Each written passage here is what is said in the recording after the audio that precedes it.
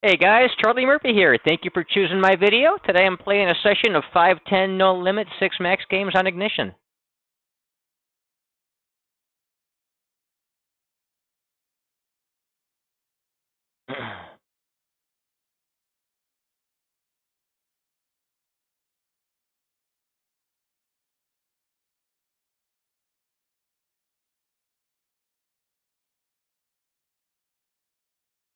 Upper right hand table, going to open King 5 suited from the cutoff using a 28% range.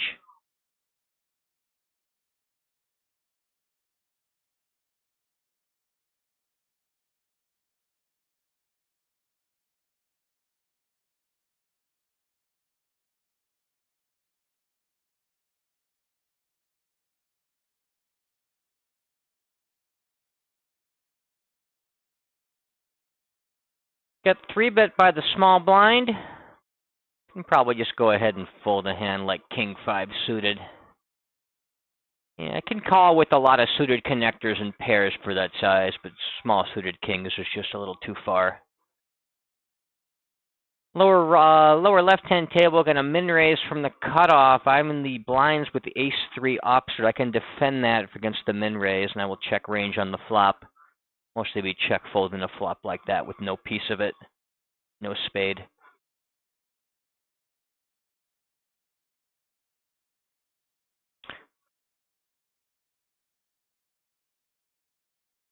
Upper right-hand table, going to min raise from the button. I will defend my big blind very widely against that size and opening, including with the queen-10 offsuit. Pretty decent flop for my hand. I've got the 10 of hearts on that monotone board and the open-ended straight draw. Get a small bet. I'm just going to go ahead and check call as I don't really want to bloat the pot here, where I'm going to have a, like the third, second or third best flush on a 4 flush board. Upper left-hand table, going to min raise from what's probably a weak player playing kind of a little short under the gun. I'll defend for a call with king 10 offsuit, check range on the flop. Get a second barrel here with the queen 10 hand. I think I can actually go ahead and call against that size here. Keep checking on the river. Upper left-hand table with a half pot bet, and I've got middle pair. I'm just going to go ahead and check call. Check the turn. Might be some merit into bluffing the turn there with that queen 10 hand. Against the second barrel with second pair in a tight formation. I call this and give up the river for the most part.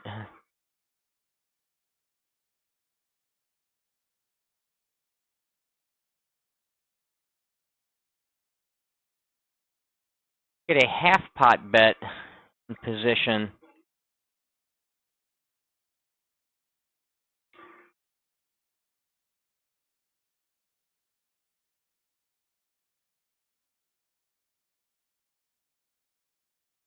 Think about if I want to be defending there or not.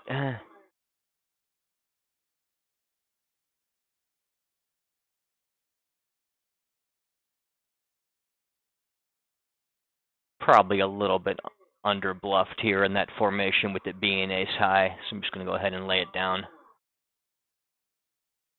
Upper right-hand table, going to open king 8 suited from the button using the 44% range. Lower left-hand table, open 7s under the gun, using a little bit bigger sizing because of the dead money poster there in the cutoff. Still using about an 18% range.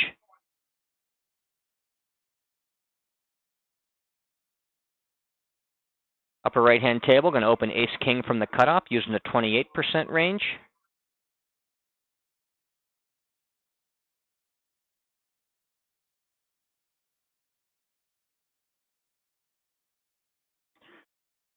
Weird spot here where the poster calls and the small blind squeezes me.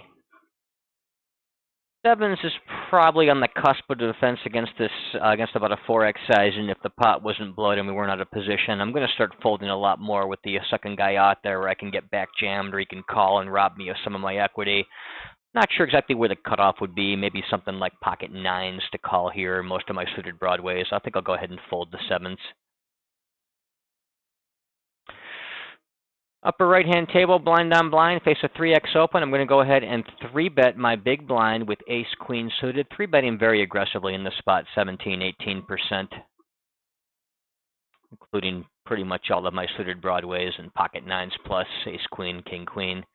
Go ahead and get 4-bet. 4-bet in a very loose formation. Let's see here. I probably want to be continuing. Can jam queens and kings, ace king, probably call jacks through sevens and most of my suited broadways, also trap with aces. Ace queen suited makes a fine call here against a 4-bet in the blind battle.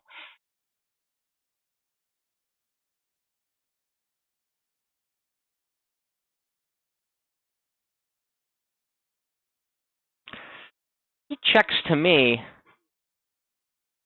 Got top pair, top kicker, and a 4-bet pot. I don't see any reason to go ahead and check this back. You know, if he's getting tricky, trappy with kings or aces right here, he's probably going to stack me anyway, no matter what he does, and I've got top pair, top kicker. I want to go ahead and stab at this pot small. Planning to mostly keep betting with my ace queen, thinking my top pair, top kicker is pretty good in a blind battle 4-bet pot.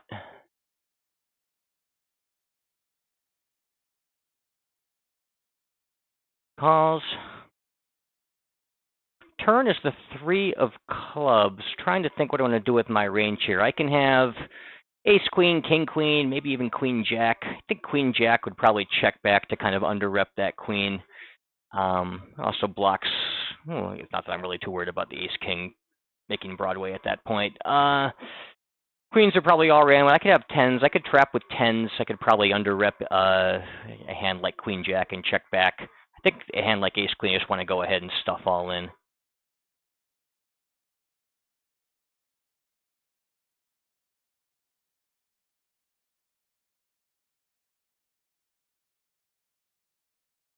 Got a player playing about 37 blinds deep, opens under the gun to 40. I've got ace king. I just want to go ahead and pop that up and try to get this all in pre-flop. I think I'll just make it kind of a small size. I'll go about 120 here.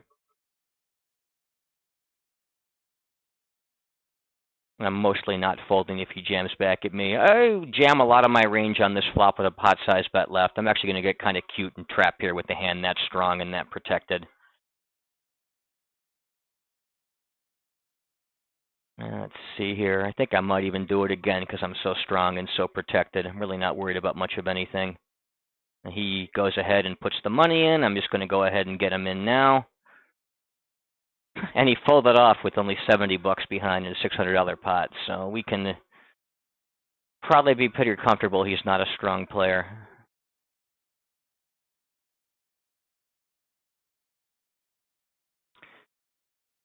Get a player playing 30 blinds deep. He min-raise opens. I'm going to go ahead and 3-bet this guy. Trying to think about what sort of range. I think I probably want to be stacking off with 10s or better against this guy here. Maybe jacks are better.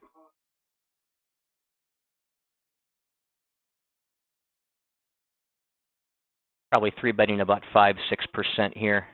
Getting all in with jacks or 10s and better, ace king.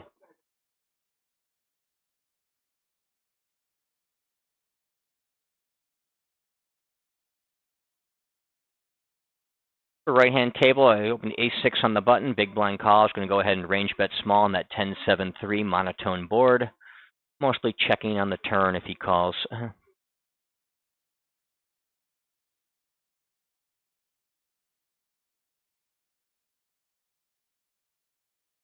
For right-hand table, we're going to open 4s from the cutoff using the 28% range.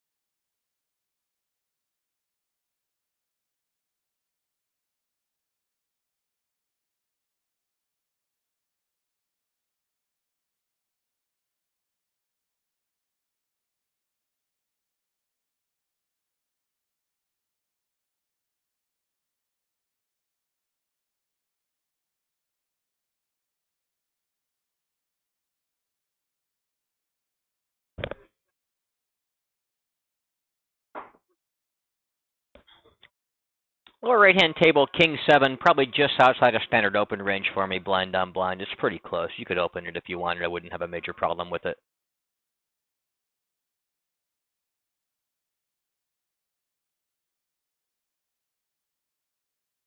Lower right-hand table, going to open queen jack from the button using a 44% range.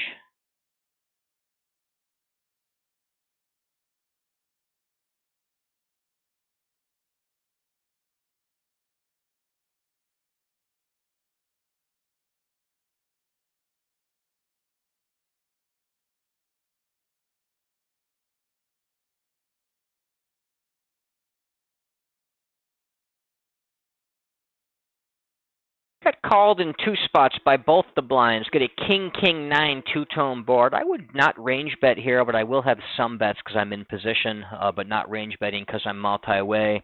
I think I want to check back some of my gut shots, and I want to bet others. I would prefer to bet the gut shots with the spade. So I've got some removal to the flush draw continues or some backdoor flush draw potential.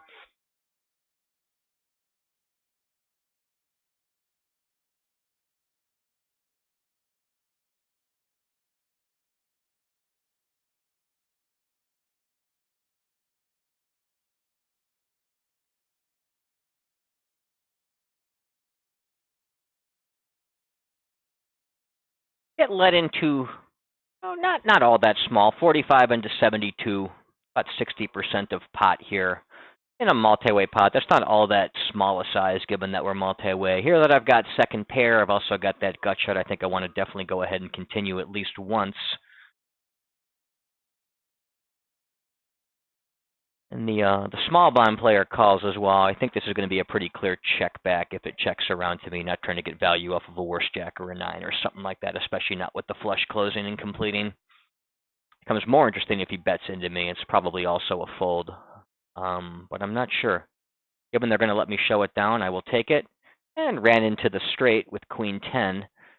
But if he's calling raises from the small blind with queen 10 offsuit against a button open, that does tell us he's probably a pretty weak player, so that's good to know. The other player, the player that led the turn, he had ace deuce offsuit. He just was taking a stab. Lower right-hand table, get a min raise from middle position. I will go ahead and 3-bet the cutoff with my ace jack suited. Probably 3-betting about 10% in that spot. And 11% because he's betting small.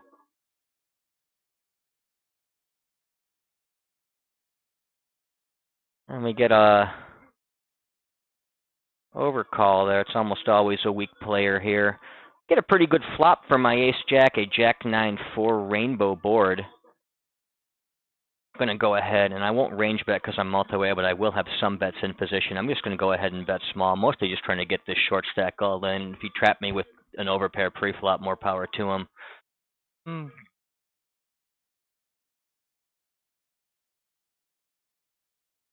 I get a posting player here. I'm going to go ahead and isolate a bit wider than I would against a limp. I'll just isolate with something more like my button raise first in range, about 44%, including the weak offsuit aces.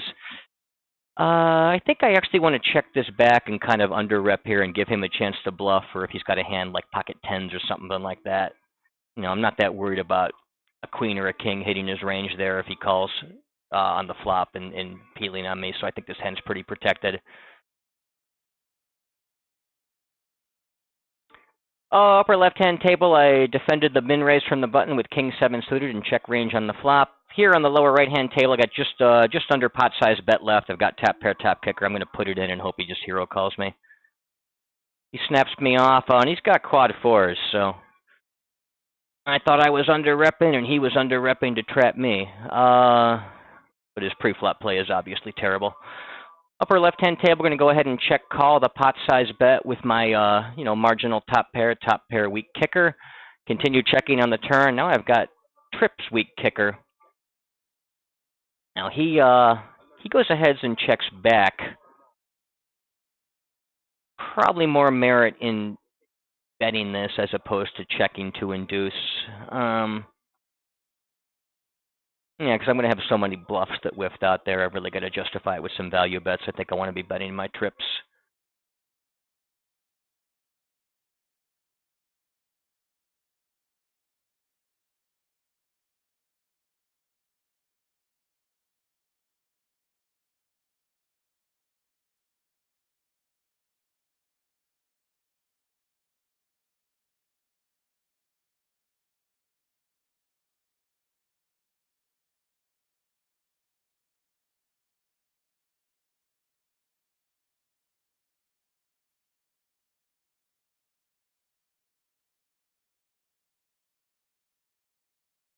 Upper left-hand table, I'm going to open blind on blind with sevens using a 45% range.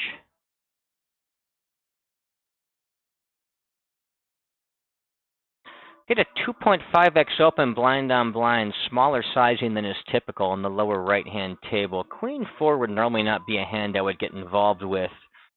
A little too weak to call, probably a little too weak to even 3-bet with the size, but it's a bit closer than it would be normal. Upper left-hand table, going to go ahead and open ace-king on the button using a 44% range.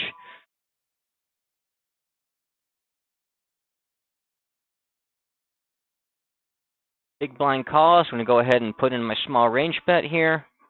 4-3 deuce, two-tone board.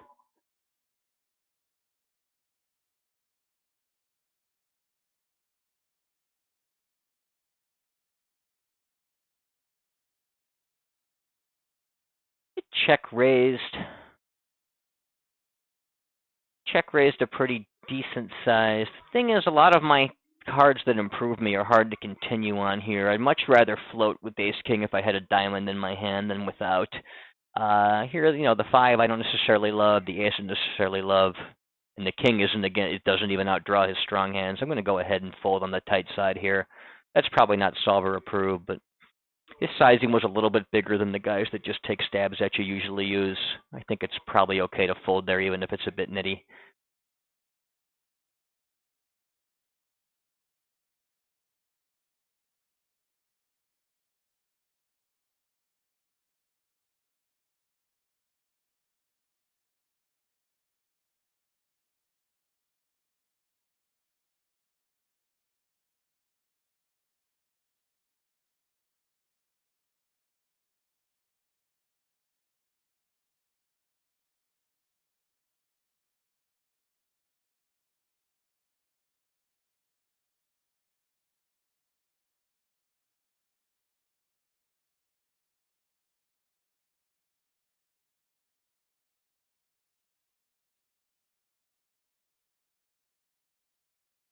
Get a min raise from the button on the upper right-hand table. I've got pocket nines. I can go ahead and 3-bet with that.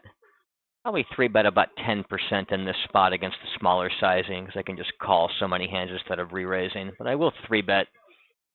Probably something like pocket sevens or better, a lot of suited connectors and a decent amount of suited broadways, a few wheel aces, and ace-king offsuit. Lower left-hand table, blind on blind. He limps to me. I will just check in with my 10-5 offsuit. He checks the jack 7-6 rainbow flop. I'm going to go ahead and take a small stab at it for the minimum.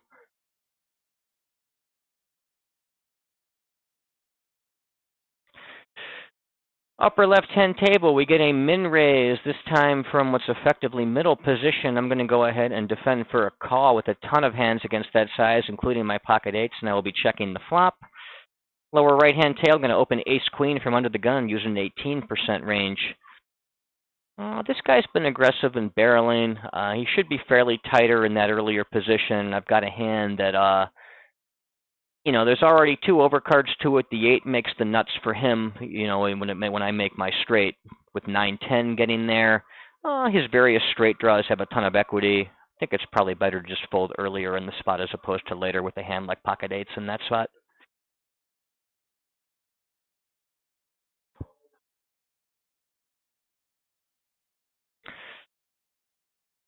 Upper right-hand table, going to open ace-9 suited from the cutoff using a 28% range. Lower right-hand table, got a button min-raise, a small blind 3-bet. I will play cold 4-bet or fold, and I'm going to fold my king-10 offsuit. Upper left-hand table, middle position opens 2.5x. I will 3-bet from the small blind with my ace-queen offsuit, 3-betting about 8-9% in that spot. Upper right-hand table, going to open ace-jack from middle position using about a 21% range. Hey, I got one through.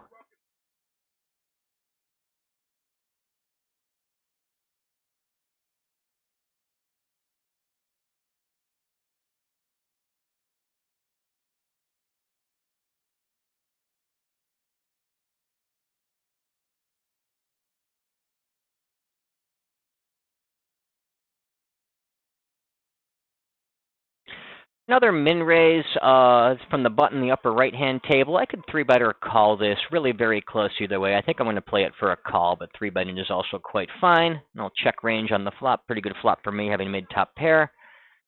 Lower left-hand table, going to min raise from the cutoff. I will go ahead and 3-bet from the button with my ace-king offsuit. In this particular situation, I'm probably 3-betting very aggressively, about 14%.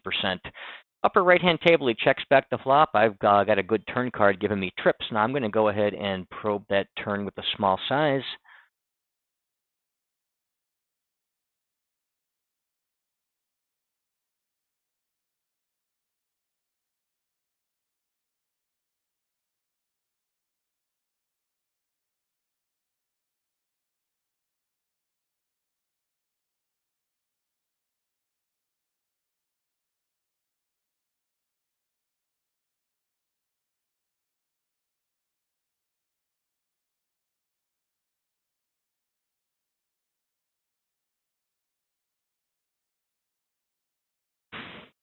Lower right-hand table, we got a 2.5x open from a guy playing 30 blinds deep in middle position. Well, king-queen would be a standard 3-bet against that size, and I'm going to treat it more like almost like a cold 4-bet, or like a 4-bet spot. Then I'm going to raise up hands that can call off jams and hands that will just fold. I can't play as wide a range there with the way the math works out on these stacks with that shorter stack size. So I'm actually just going to go ahead and fold the king-queen instead.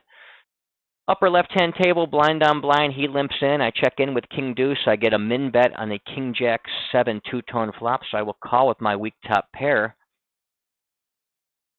He checks back the turn. I kind of want to play very polarized. I think I would actually have, I don't know if I would have overbets in my range, so maybe I don't need to play as polarized here, because I'm not really going to have any strong hands. All my sets are going to have raised pre-flop, and most of my two-pair type combos. So I'm going to be using smaller sizings, and I'm going to go 2/3 here with my weak top pair. Or left-hand table, my 9-8 suited was open from middle position, get called by a short stack in position, and from the big blind, I will check range on the flop out of position to at least one player when I'm multi-way.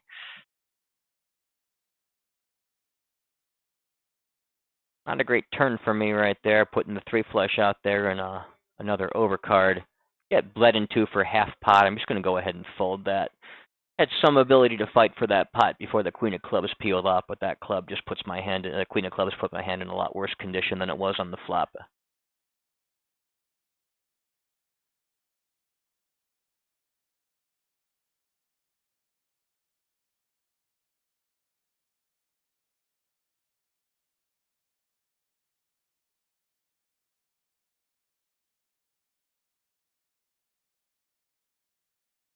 Upper or lower right-hand table, going to open ace queen from the button, or from under the gun rather, using an 18% range. Get called in position by that weak player that did me dirty with the pre-flop cold call of a 3-bet. Well, short and made quad 4s.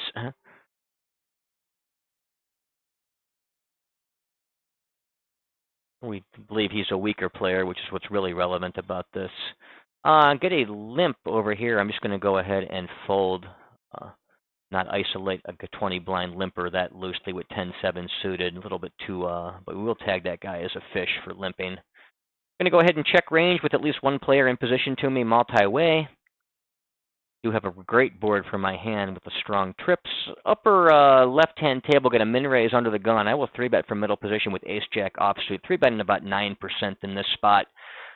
Going to go ahead and actually, I want to check raise this guy. I doubt he has too much ace-king, and he should have at least enough weaker aces to justify it. I want him to get himself handcuffed and stuck with any weaker trip aces. I'm going to go ahead and put the check raise in and start barreling if he calls.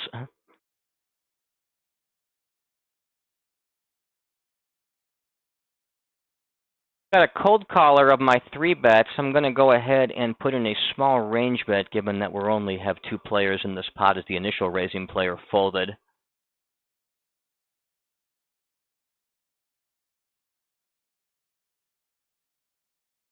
Quickly calls. Turn is the 8 of diamonds. This is a pretty good spot for me to keep barreling. Let's see here.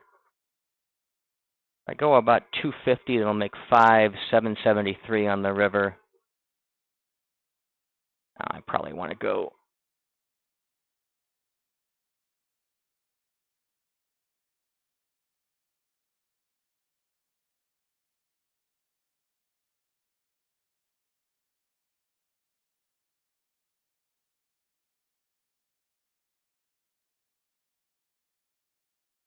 Probably got to barrel off with my ace-jack here in that spot. Oh, barrel off with effectively the nuts at this point.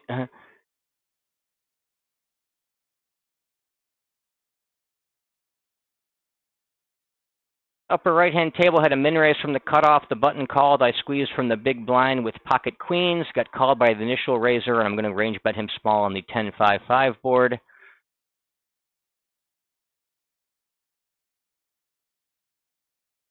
I'm going to go ahead and check on that turn. I'm going to check pretty heavily here to protect my range here, as I don't have too many fives in that situation. I will have pocket tens plus. He checks back the turn. I'm going to go ahead and try to get some value on the river with my overpair, try to get called by 10x, jacks, pocket nines type hands.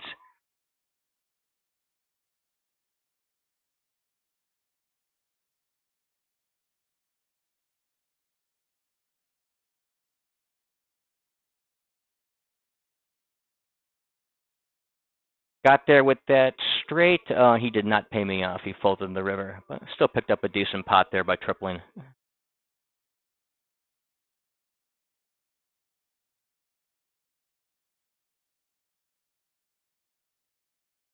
I thought about it. Didn't want to get raised there, as he can have 5x that he checks back on the turn to under-rep, and he can have all those pocket pairs that made sets or made full houses. 10s, 8s, and 7s are all pretty reasonable. However, I can get value from the hand like the hand that he did have, King 10 suited, so I do want to try to go ahead and bet here and not get myself freaked out about a potential bluff raise.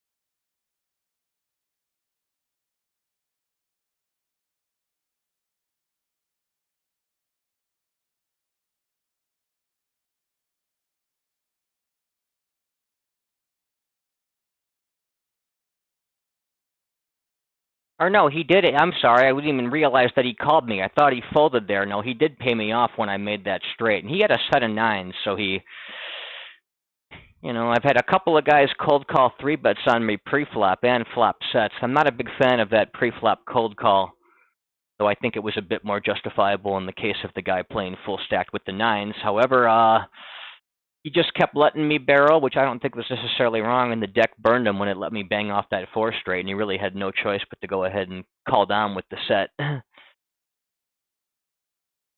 Got lucky there to run out a straight there in a pretty bad spot, a spot I was planning to mostly barrel off with anyway once I hit that draw on the turn. Wasn't going to bloat the turn pot and give up the river for the most part. Don't like doing that.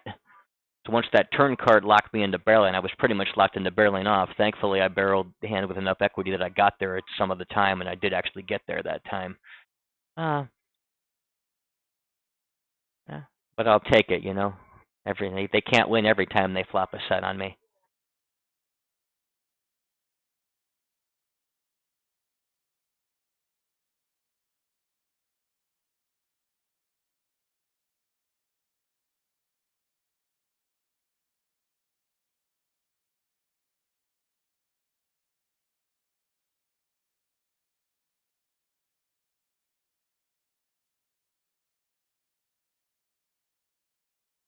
Get a 3x open over a dead money poster on the lower left-hand table at a middle position. The small blind comes along for a call. Some weird spots out here. However, I do think I can call with a hand like 10-8 suited here, closing the action. Probably right around on the cusp of the hands I want to be in here with, but I think a call is going to be just fine.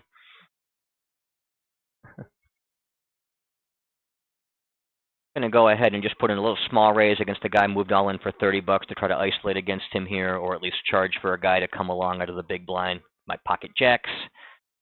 Upper right-hand table, going to min-raise from the cutoff. I will defend for a call on my big blind with King 10 offsuit. Upper left-hand table, I will open Ace-Queen offsuit from the cutoff using a 28% range. Isolated, got in against King 9. So far, so good. I hold up. Let's see here. Lower left-hand table, the flop checks through. I'm going to go ahead and probe it. It's small with my second pair. Upper right-hand table, going to go ahead and check call with my top pair against a small bet. Could also check raise there.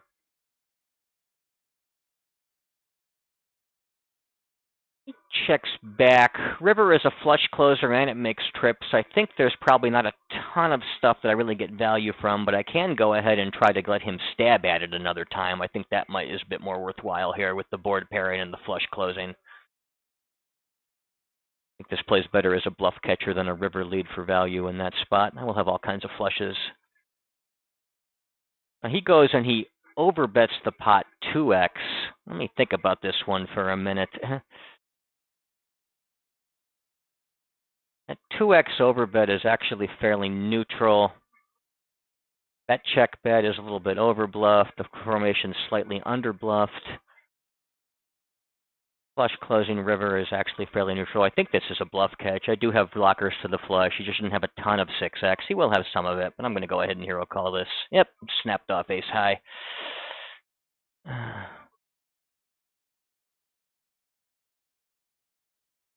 Also really only repping a 6x he backed into or a flush that he did not barrel with as a draw on the turn. You know, my heart blocker, you know, doesn't shift things dramatically, but worth 1% or 2, you know. Which every little bit helps, especially in a spot where it's fairly close like that.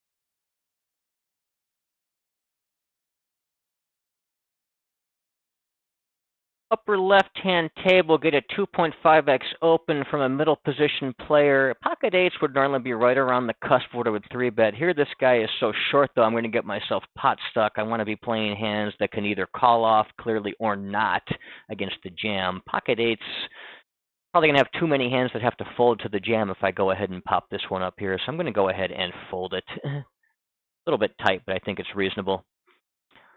Lower right-hand table, get a 2.5x open from the button. I will defend my big blind with ace-7 suited and check range on the flop. This would be a decent flop to check raise as a bluff against a smaller sizing, given that we're in a loose formation. I do have some backdoor draws to bail me out. He goes ahead and complies with that small bet, so I'm going to go ahead and put in my check raise bluff.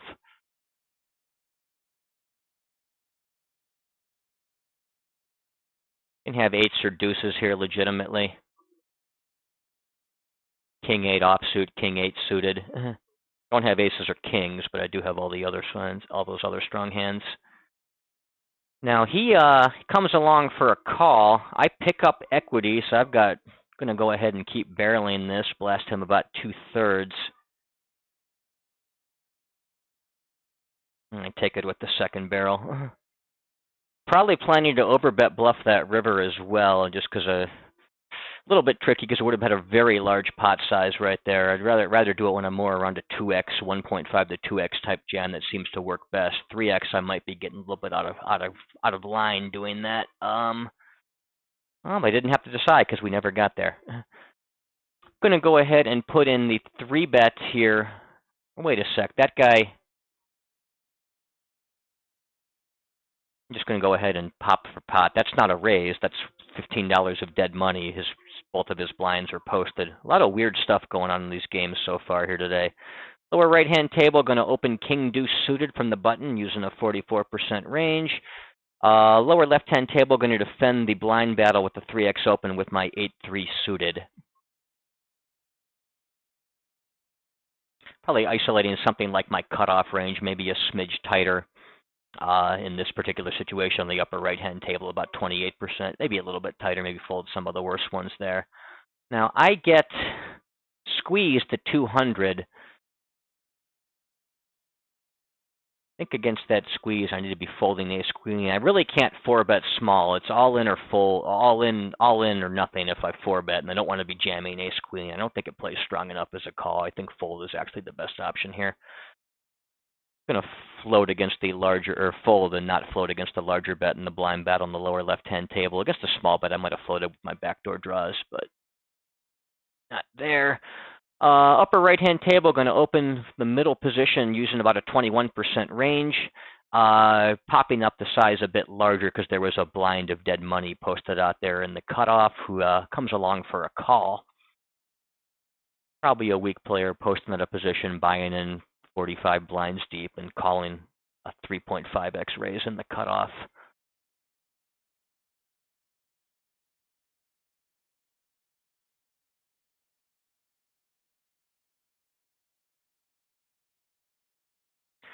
Get called by both blinds as well. I'll be range checking out of position here multi-way. Or just folding when I get led into for pot by almost certainly a weak player using a large size in that multi-way board. Lower right-hand table, going to defend the 3x blind battle. 3x open in the blind battle with Jack 9 offsuit. Pretty good flop for the hand, 10-10, 8 two-tone. He goes ahead and bets small. I will, of course, come along and continue against that.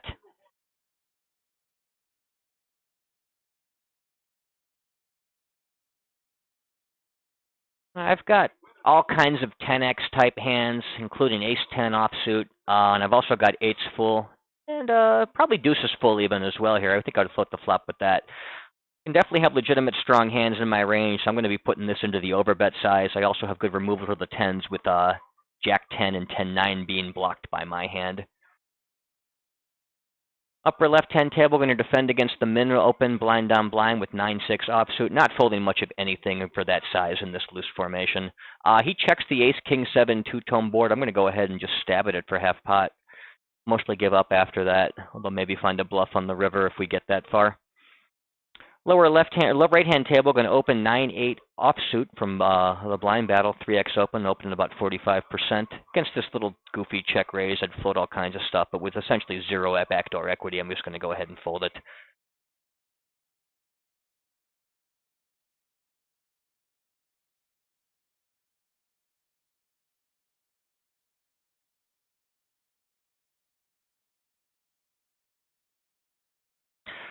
Lower right-hand table, going to open king-queen from the button using a 44% range.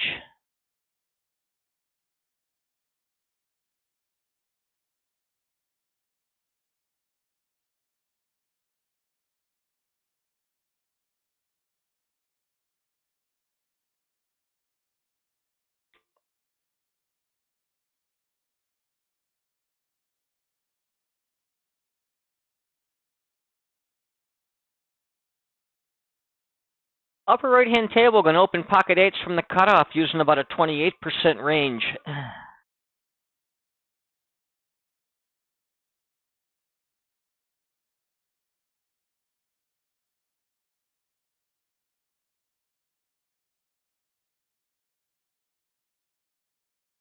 A weak player calls from the cutoff. I get a pretty good flop for my hand, 7-7-3 rainbow. I will go ahead and put in a small range bet. He quickly calls. Turn is a 10. Be playing overbet or check, looking to get him all in with my strong hands, like my strong 7, pretty much any of my 7s. May check back a few. I think I'd also be blasting my 3s full. I can trap with my 10s. Overpairs could go either way. A hand like pocket 8s, I think, makes a pretty clear check back. Planning to call pretty much any river, perhaps even value bet, depending on the card. Now he leads for pot, which is a bit interesting.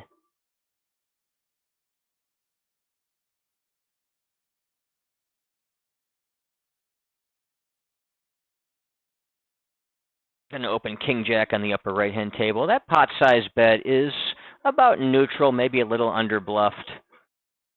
About check call, check bets, a little bit more bluffy though. I think we want to just hero call this. Yeah, he got Jack 6 offsuit. Probably not even that close. I probably made it a bigger deal than it needed to be by thinking about that.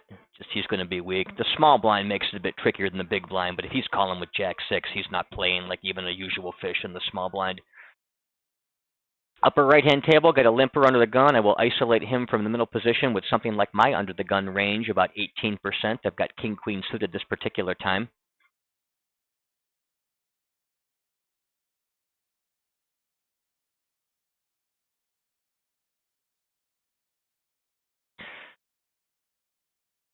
Upper left-hand table, going to open queens under the gun using an 18% range. Lower left-hand table, going to open aces from middle position using a 21% range.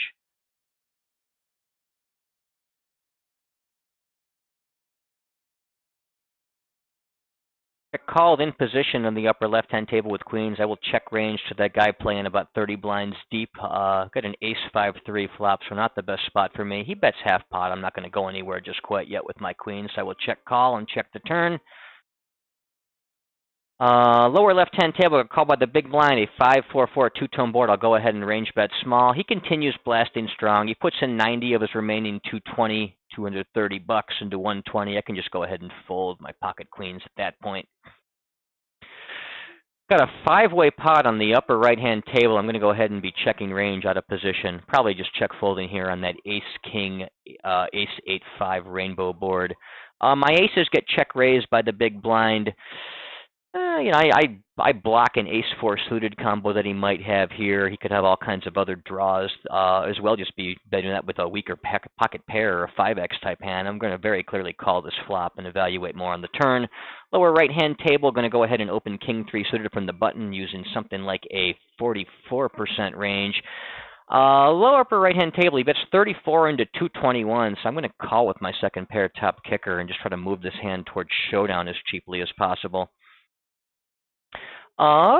Let's see here, lower left-hand table, we get a 6 of hearts. It's a flush closer. It's not the best card for me. I'm trying to decide if I want to bet small or check back. I think I'm actually going to go ahead and use the small bet here in this particular case. Mostly be checking back any non-ace, non-4 river. Now that he jams for pot, I'm going to go ahead and fold my second pair multi-way on the upper right-hand table. Upper left-hand table, going to open blind down blind with ace-7 suited using a 45% range.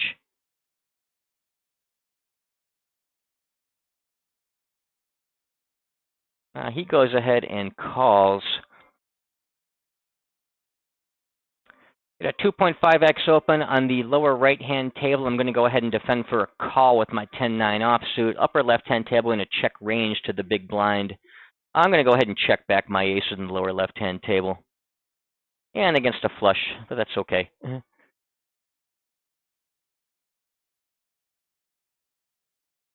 Lower left-hand table, going to open King-Queen under the gun using an 18% range. Lower right-hand table, he checks back the flop. I bet a gut shot now on that offsuit 6. I'm going to go ahead and probe the turn small and mostly follow through on pretty much every river. Upper left-hand table, he goes ahead and stabs at the flop small. I'm going to go ahead and put in a check raise here with my backdoor draw. River is a great river for me. Lower right-hand table makes the nut straight. I'm going to go ahead and overbet this one, try to get some value out of it. Try to get some big value out of it. He quickly folds.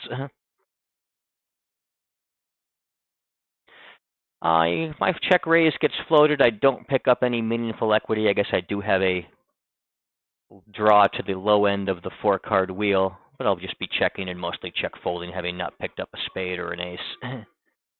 For right-hand table, a 2.2x open and a couple of calls in position. I will call from a big blind closing the action with 6-7 suited. Lower left-hand table, I will check range on the Jack 9-5 two-tone board out of position to at least one player. I do have a pretty good top pair here.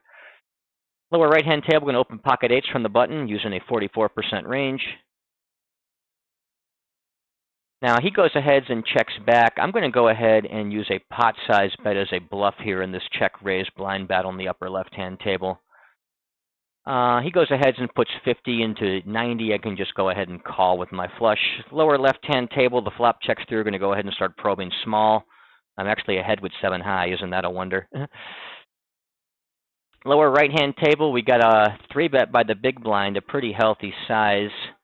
Can still call in this loose formation with pretty much all my pairs, including pocket eights. He turned 2 pairs, so it's hard to make him fold there, but I like how the pot size bet made him think about it. I think that's a bit better than using a smaller size. Let's see here. Lower left hand, or upper right hand table rather, blind down blind. I'm just going to be folding the jack deuce suited. I'm going to go ahead and close out the lower left hand table. Against the half pot bet and the 3-bet pot on the king 3 deuce 2-tone board, I'm going to float that at least once and evaluate on later streets. Upper right hand table, I will open queen 9 from the button using a 44% range.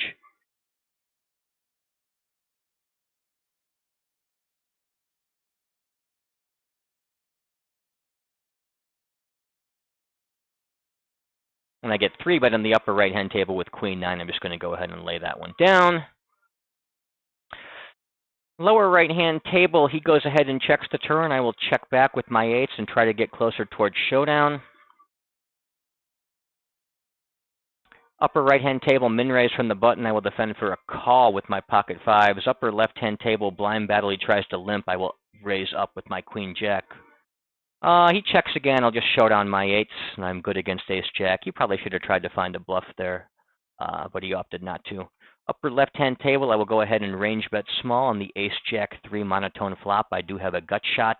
Upper right-hand table, I've got a set on the 8-5 deuce 2-tone board. I'm going to go ahead and check raise. We do this with a lot of bluffs here in this loose formation against a small flop size, but I've got effectively the nuts this particular spot. Lower right-hand table, I will open blind on blind with 9-8 offsuit using a 45% range. I will check range on the flop. I'm going to go ahead and fold upper left-hand table against that flop check raise with no spade in my hand. Lower right-hand table in the blind battle, he checks back the flop. I'm going to start probing at that turn small. I do have a gut shot to bail me out. Probably betting pretty much any river that I might hit. Upper left-hand table, min-raise from the button. I will 3-bet from the small blind about 15%. I'm using ace-jack offsuit this particular hand. My probe on the turn gets raised. I'm just going to go ahead and pitch my weak gut shot draw on the lower right-hand table.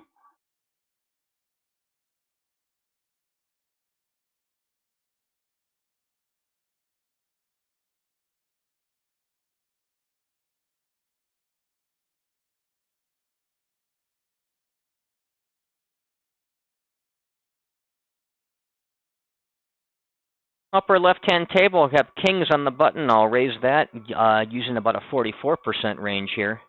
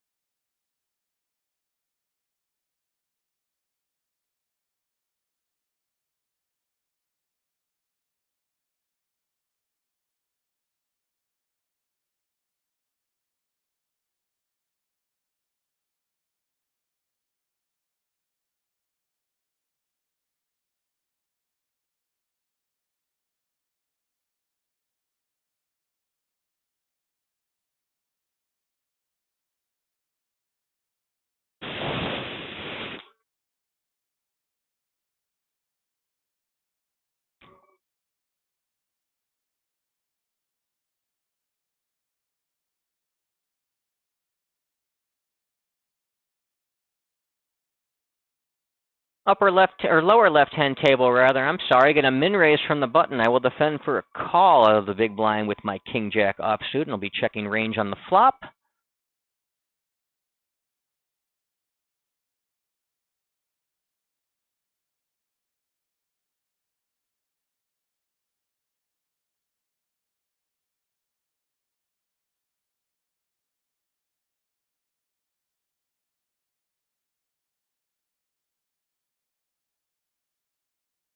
He goes ahead and puts in a small bet. I'm going to go ahead and check raise this top pair. I want to have some top pair check raises against that small size. This is a pretty strong top pair with second kicker, so I'm going to go ahead and use this particular combo. And he quickly folds.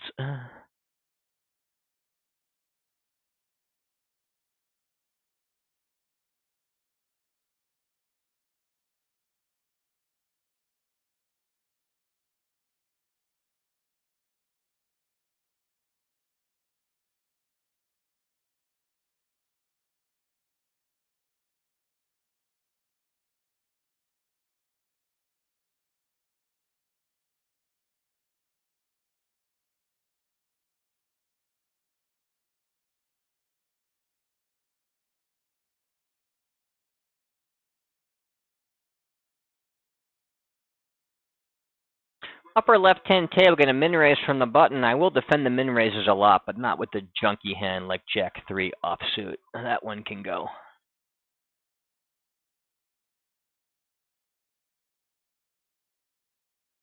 Lower left-hand table, going to open Jack 10 from the button using a 44% range.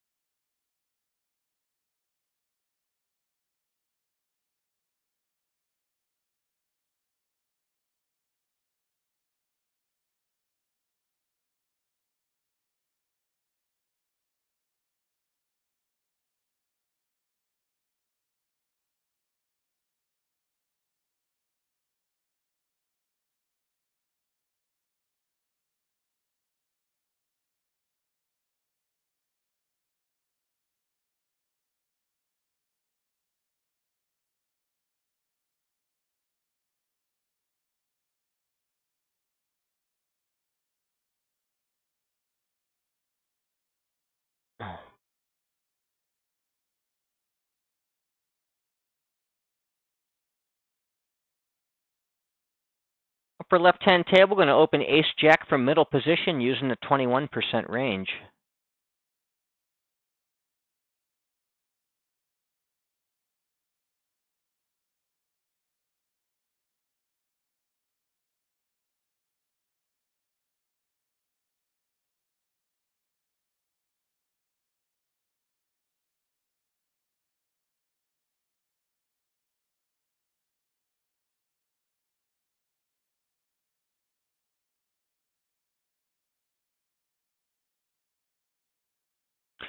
For left-hand table, the middle position player min raises, the button calls. I will call from my big blind, closing the action with 5-4 suited, and I'll check range on the flop.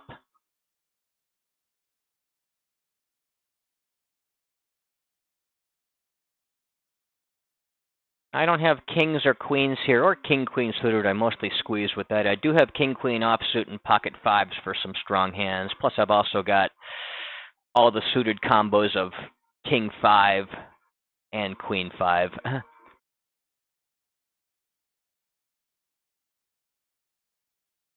Flop checked around. I was planning to check raise if the in-position player stabbed at it for any kind of smaller size, just as it's very hard for him to have a set with me blocking fives and him not raising pre-flop to have kings or queens. It checks around, so I'm going to go ahead and start jabbing at this pot small and planning to follow through as a bluff on the river to try to fold out either a weak queen that just won't get sticky enough or some kind of middle pair that's going to call the small bet on the turn, a hand like pocket eights. Now I've actually got a hand good enough to bet for value with the weak 2 pair, so I'm going to continue betting this one anyway. I was planning to bet whether I hit or whether I missed. Just glad that I hit some of the time.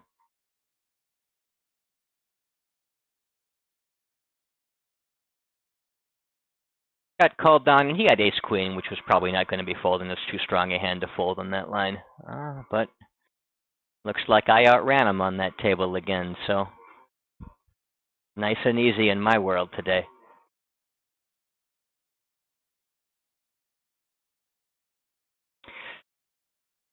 I actually have a very clean draw to the nuts here with the gut shot, and they're only betting 20 into 40, and these guys both call. And I'm actually going to come along and try to hit pay dirt. It's about a 12-to-1 shot, so I've really got to get about 240 bucks back if I manage to hit, and there's going to be about 120 in there already, so I think it's going to be worthwhile. That's a good card, too, giving me an open-ender now.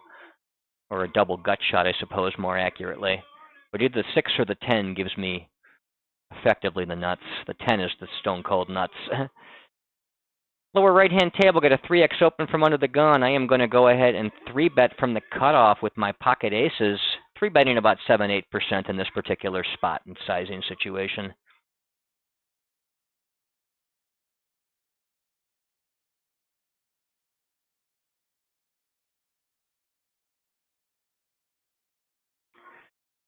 Now he goes and he bets half pot. I do have good removal to 6-9. I think I probably want to go ahead and rep like I've got a real strong hand here. I could legitimately have a hand like 6-9 here as part of it. So I'm going to go ahead and just put in this bluff.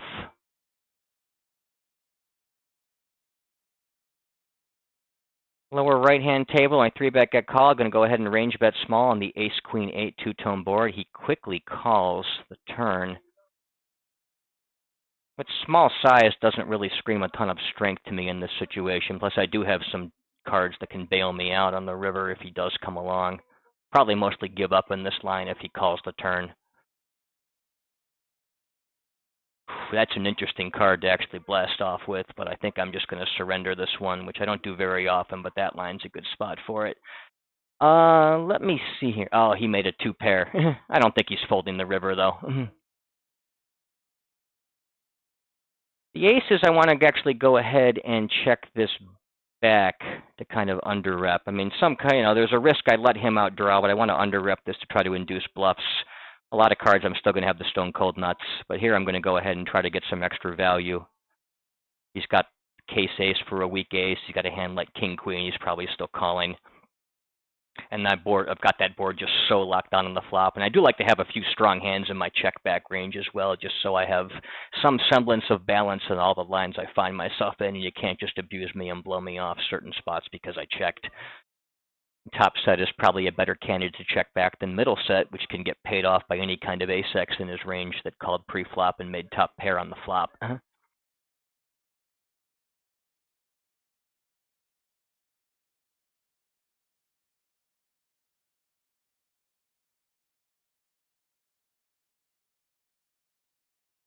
I know it was a min raise, but he still called the button for a min raise with 5-7 offsuit. That's a little bit questionable. I'm going to go ahead and give him a tag. I think that's probably a weak player. This guy's been limping and otherwise making a fool of himself, so we can go ahead and put a tag on him too.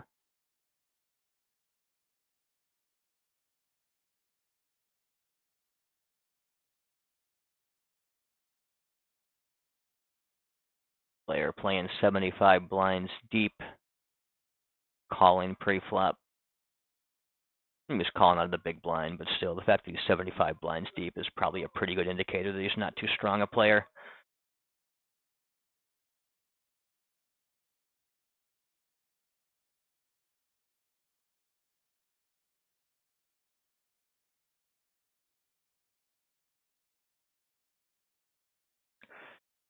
Lower left-hand table, blind on blind, face a 3x open. I'm going to go ahead and 3-bet with my ace-queen, 3-betting very aggressively, 17-18% in this spot. Ace-queen, ace-king, pocket nines are better, suited broadways. Then some suited connectors, a smattering of weird suited hands, just so I'm all across the board with those, and a couple of the janky offsuit hands that really aren't quite good enough to call, but function good as a pre-flop bluff, so to speak, for lack of a better term.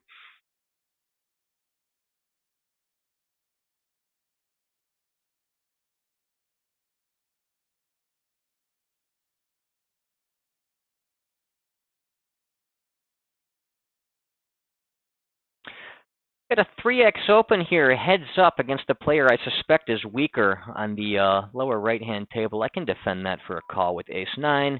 Upper left-hand table, I open ace-3 suited for middle position using a 21% range. Get popped up to 60. Got to call 35 into 100 from a guy playing about 33 blinds deep. A little bit suspicious here that he could have a hand that dominates me, but I really can't fold a hand like ace-3 suited for that kind of price. We'll go ahead and check on the flop. Mostly be check folding here. Lower left-hand table, he goes ahead and bets about a third of the pot on a 6-6-4 two-tone board. I will check call with my ace high and reevaluate. Not going to start getting too bluffy here with my ace high on this lower upper left-hand table if it's a pre-flop 3-bet. Never really folding out even a hand like ace king, ace queen. This guy's kind of fishy. I think I can just go ahead and get my ace high to showdown an awful lot, especially on that paired board, and have it be good. So I'm going to try to get to showdown. Could also consider bluff raising if he goes ahead and takes a stab at that river. Now he bets 63 into 90. Or maybe this is probably good enough to bluff catch with as a call. Let me think about that for a minute. I'm pretty sure he's fishy.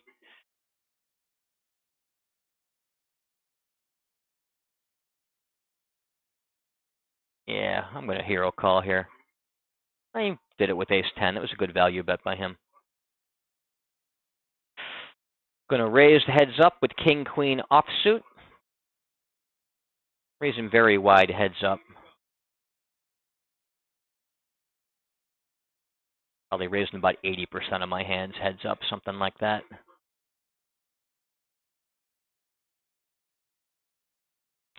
Now I get 3-bet by the big blind player in the heads-up pot. Normally I don't call 3-bets too much with king-queen, but here I think the guy might be a little bit fishy. Plus we're heads-up and the ranges should be super wide.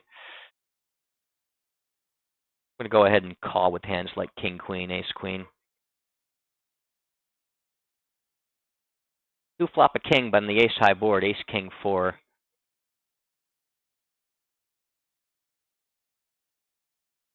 He checks the flop, which I'm pretty happy to see. I'm going to go ahead and check back and keep this pot smaller, get it moving towards showdown. Decent card for me on the turn, but I also have a gut shot now to go with my second pair. He checks again. I'll keep checking. River or deuce. Probably going to be calling or even value betting myself. Should it check again? Checks again. If he's got something like Jack-10, if he's got some kind of pocket pair that just doesn't believe me, I think I can get paid off here. I'm going to go ahead and try to get value with my king-queen. I think that's a good play here.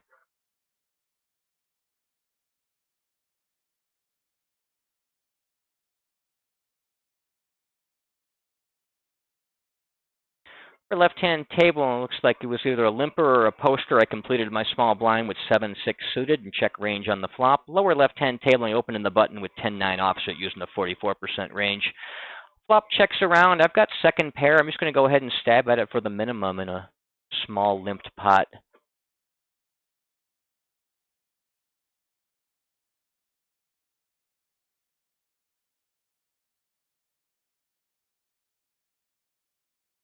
Upper right-hand table, going to open ace-4 suited from the cutoff using a 28% range.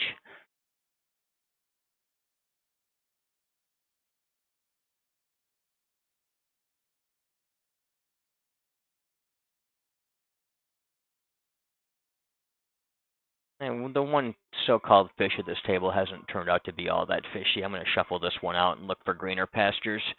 Upper right-hand table, going to open middle position with ace-9 suited using a 21% range.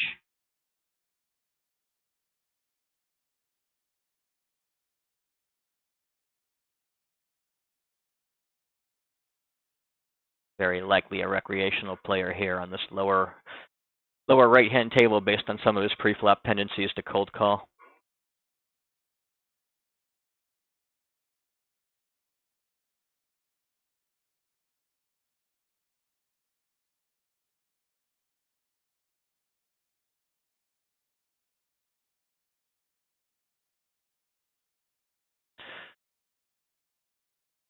Upper right-hand table, going to open king-10 suited from what's effectively middle position with the player sitting out using a 21% range.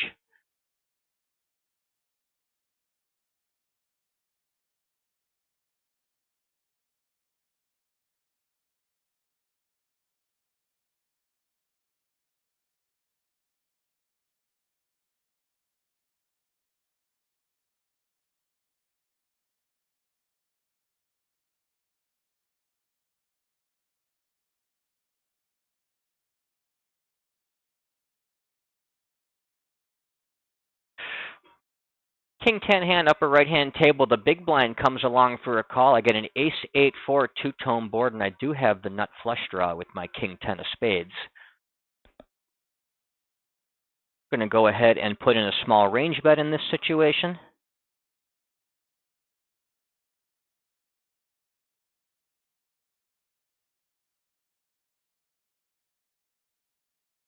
He comes along for a call. Turn is an offsuit 9, putting a second flush draw up there. I'm going to be playing overbet or check. I'm going to have some flush draws in both ranges. Like my 9x flush draws that made a pair are going to be most obvious check bet candidates. My king high flush draws without the 9 are going to be some of my most obvious overbet candidates as they make the bigger flush draws, and I want the pot bigger with the bigger draws. So I'm going to go ahead and put in the overbet with the king 10 suited. Lower left-hand table, got a 3x open from the button. I'm in the small blind. Going to go ahead and 3-bet with my ace-8 suited. 3-betting 14, 15% in that spot. I get called and I flop the nuts. Essentially, got the nut flush here. I guess queen 9 of hearts is the straight flush. We're going to go ahead and range check on this flop flush monotone board. He quickly checks back. I'm going to go ahead and start probing the turn small.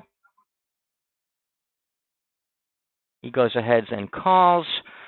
River, I'm not that worried about him having boated up on me. I'm just going to go ahead and overbet. You think if he's got a queen or some kind of trips, it's going to be very hard for him to fold. I'm going to go ahead and shove this in.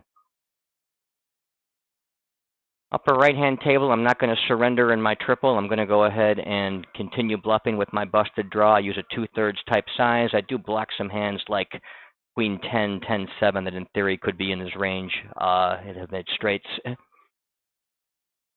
I really can't be checking back king high. Probably not a hugely profitable spot here on the ace high board after the double barrel with the turnover bet, but certainly a little bit better than checking and surrendering king high. Lower left-hand table, going to open pocket sevens from the cutoff using the 28% range, and he goes and jams on me, which is pretty wild because it's very hard for him to have the real nut type hands here. You really shouldn't have any queen 10 for the most part. Maybe queen 10 of hearts finds a way to get there somehow, but I'm obviously folding with king high, but it's awfully suspicious that he can find a check raise all in that spot. Lower left-hand table, my pocket sevens from the cutoff faces a 3-bet in position. Probably a little bit too weak a hand to go ahead and call. We're not even full stacked, so I don't get a full profit off my set, and that's a larger 3-bet, closer to 3.5x. Than 3x. I'm just going to go ahead and fold my sevens.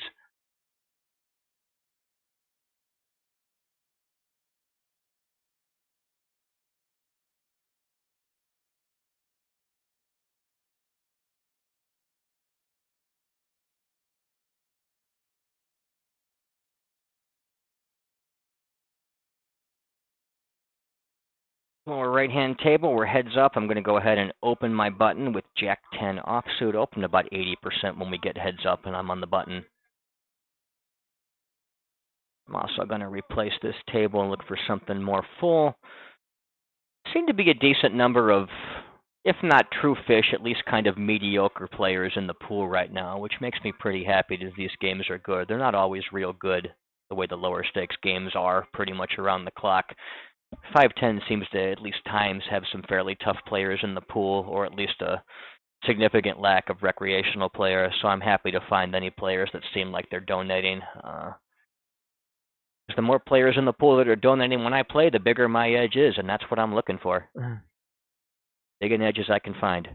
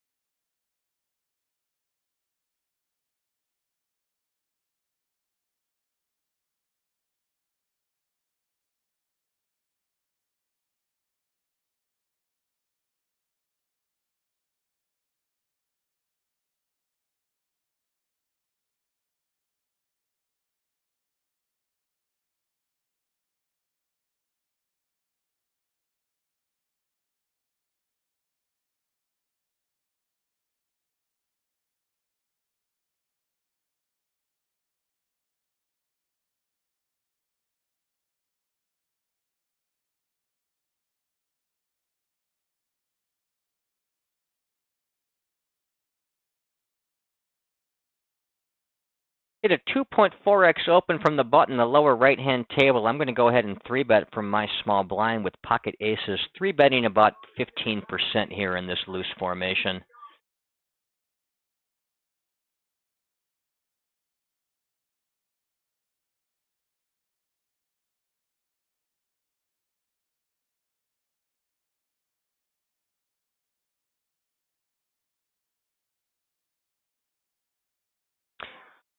I called. I got a really bad flop for the 3-better out of position here, 10, 8, 9, two-tone. So I'm going to be going ahead and range checking on this particular situation. Not surrendering my aces just yet, just because the board is bad, and I'm just not going to start chucking extra money in for no reason. I will go ahead and check call, reevaluate the turn. Flush closing turn, I do not have the relevant club in my hand. If I did have the ace-ace with the ace of clubs, that would be a much better card for me, of course. Upper right-hand table, blind on blind from a player playing about 27 blinds deep. I'm going to go ahead and call with my Jack-9 suited. I've got a second barrel here on that flush closer. This is a very tricky spot. I think I'm going to go ahead and, well, upper right-hand table, I'm going to go ahead and stab for half pot against the check.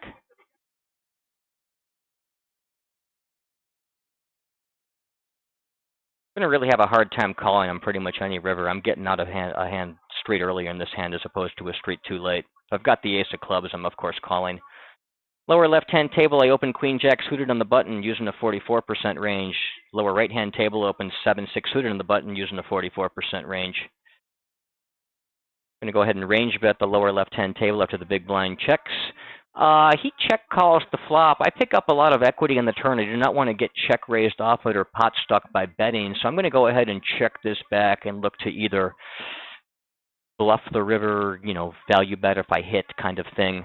I don't want to get myself pot stuck with a two stack pot ratio on that turn when he probably has a decent bit of strength by check calling that flop. I guess he could have some ace high type hands that I'm beating.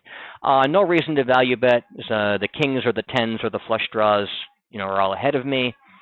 I do, however, beat the ace high, so I'll try and show this down. Lost to a king, which I think he played pretty reasonably. Lower right-hand table, going to go ahead and range bet small on the 6-3 deuce two-tone board. Lower left-hand table, going to open jacks from middle position using a 21% range.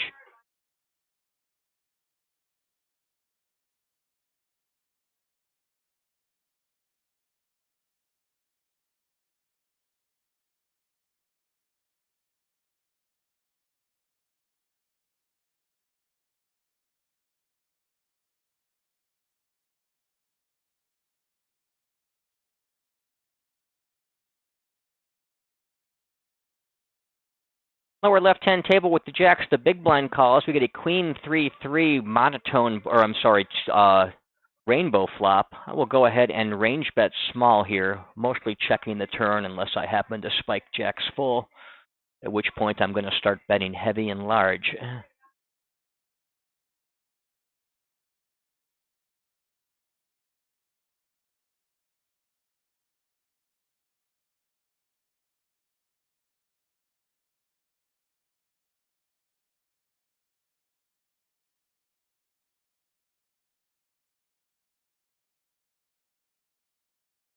Upper left-hand table, we've got a player playing 35 blinds deep, and a blind battle min raises me. I'm calling pretty much everything in this spot, only folding about 10%. Definitely calling all my suited combos unless I'm raising them. I'll call with 7-4 suited. He goes ahead and checks the flop. I've got a gut shot of backdoor flush draw on the 8-6 deuce two-tone board. I'm going to go ahead and stab for half pot. He check calls. Turn is the 9, giving me an open-ended straight draw. I do want to keep barreling on this open-ended, on this card that gives me an open-ender. Given it's a flush closer, I'm not going to be overbetting. I'm just going to be using the half pot size here. I'll half pot here and mostly barrel off. Having hit that pair, I think I actually just want to try to show it down if he doesn't donk into me. Lower left-hand table, blind on blind, I open ace-9 using the 45% range. I'll check back my 7. He had 9-10. He played that reasonably well. I think he played it just fine. If I don't turn showdown value on the river, I am going to put him in a bad spot there with that triple and see if he can call off. I don't know if it gets through or not, as he does have top pair on most river cards, but it's also going to be pretty hard to call off there for a triple with something like a fairly marginal pair with 9-10 pair of nines.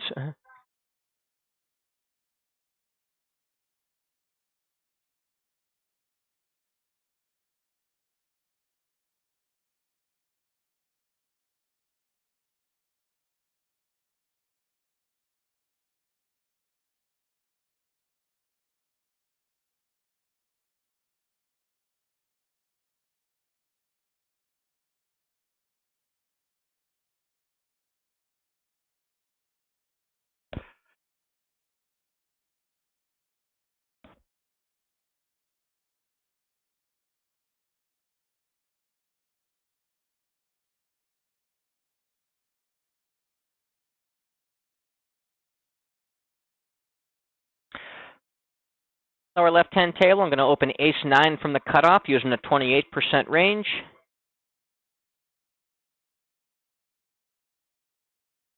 I don't know that this guy's a true fish. He's a little bit crazy, but I mean, he's playing 80 blinds deep. He's not a serious player. I am comfortable with that.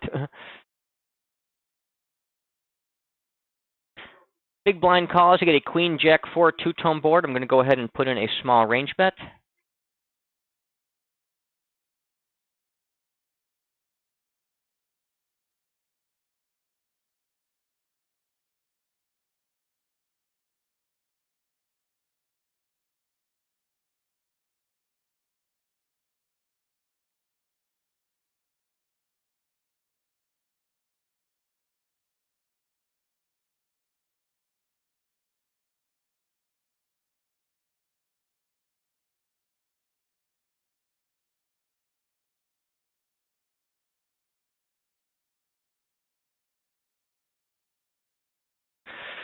Upper right-hand table, get a 2.4x open from under the gun. I'm going to 3-bet about 5-6% here. I am going to throw one wheel ace in. Pick ace-5 suited if I'm only going to do one of them. So I'll go ahead and 3-bet with that combo, pop them up to 110.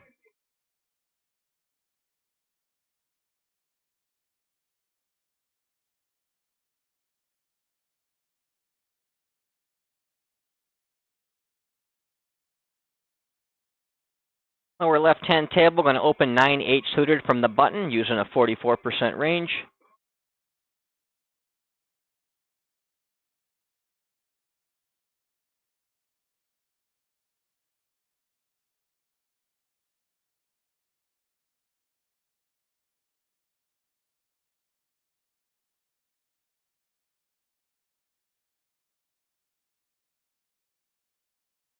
Small blind player calls, which is usually indicative of a weaker player calling the small blind. I get a 10-6-5 two-tone board. I've got a flush draw to go with my gut shot. I'm going to go ahead and put in a small range bet. Lower left-hand table, I'll open ace-queen under the gun using an 18% range. Now he goes ahead and check calls. I'm going to go ahead and play overbet or check in this spot. I can have 7-8 suited for the nuts. I can have all of those sets. I've got some strong overpairs. I've got some 2 pairs like 6-5, 6-4. I've got various gut shots with, combo draws like the hand I actually have right here, as well as some big flush draws of either suit to go ahead and continue betting with. I'm going to go ahead and check range on the lower left-hand table on the ace-queen-7 two-tone board. He quickly checks back, so I will start leading the turn small with my 2 pair.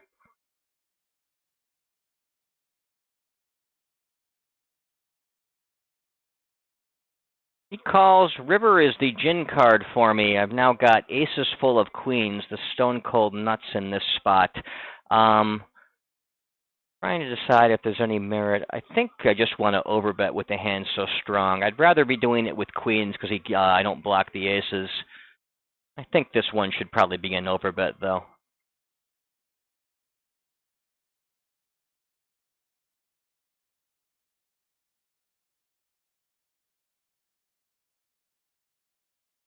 He quickly calls.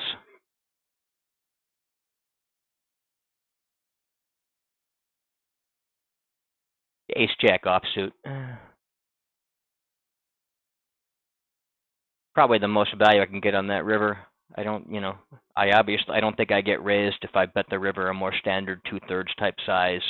I don't think I call if I check to him. He'll probably value bet if I check to him, but I'm probably not getting the check raise, and I think I probably got max value with the overbet there against this particular hand.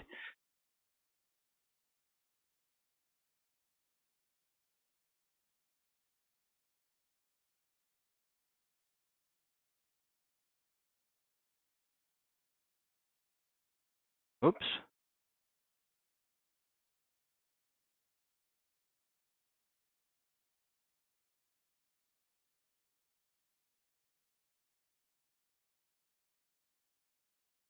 Upper left-hand table, I open the cutoff with pocket threes using a 28% range. I get 3 bets small, but against a player who's only got about 30 blinds, so there's no reason to call with pocket threes, looking for the setter, trying to hope my threes hold up at showdown unimproved. I think that's a pretty easy fold pre-flop. Now, if we're deeper, 100 blinds deep, well, I normally wouldn't call threes against a small blind 3-bet from the cutoff. Against that real small 3x type size, I would, just because I'm getting a good price and there's plenty of money behind to be paid off should I spike that third 3. Of course, if he's playing 100 blinds deep, he's more often than not 3-betting me to a larger size, so I'm usually not going to find a way to get into that pot. But if we change the facts slightly, where the guy's full stack but still using the same raise size, under those conditions, I would in fact call with the pocket threes pre-flop against the 3-bet.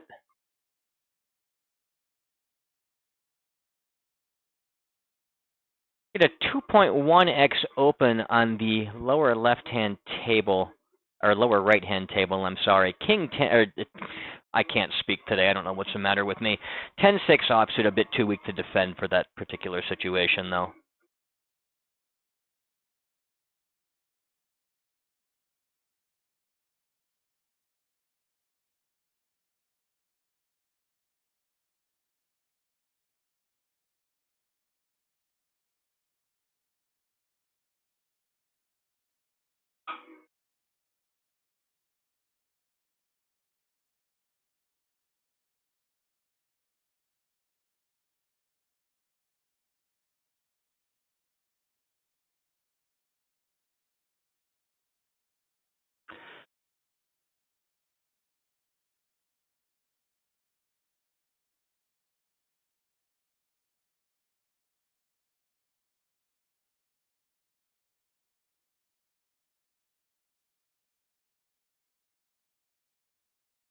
For right-hand table, got a 2.4x open from under the gun. I will 3-bet out of my big blind pretty tightly, 5 to 6%, but I will have a lot of suited broadways like King 10 suited in that range, and I'm going to 3-bet in this situation with it too. And again, he quickly folds.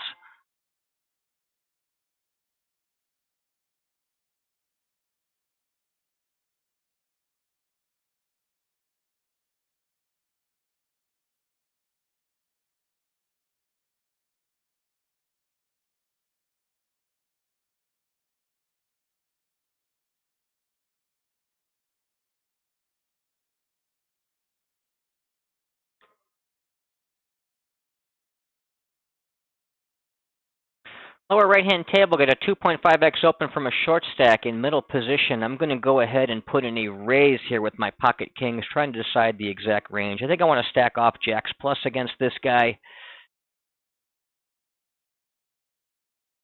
3-bet him a little bit smaller.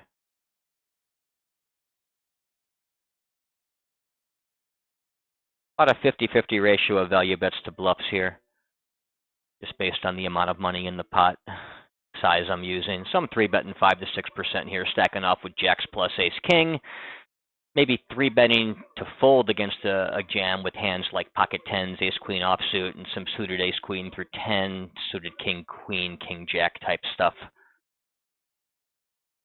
The razor calls, but the big blind overcall, cold calls the 3-bet. I'm going to go ahead and range bet him small on the ace queen 3 rainbow flop. Not the best flop for my hand, of course, and he quickly check calls. Upper right-hand table, going to range bet against the button on the ace queen 3 two-tone board. Let's see here. I'm going to easy check back with the kings on the lower right-hand table, just trying to get them towards showdown where I can bluff catch or maybe value bet. He checks back again. He can have so much stupid ace-x in his range. I don't know that I get called enough by a queen. I do block the best queen that calls king-queen. I double block it, in fact. I think I just want to check back the kings here.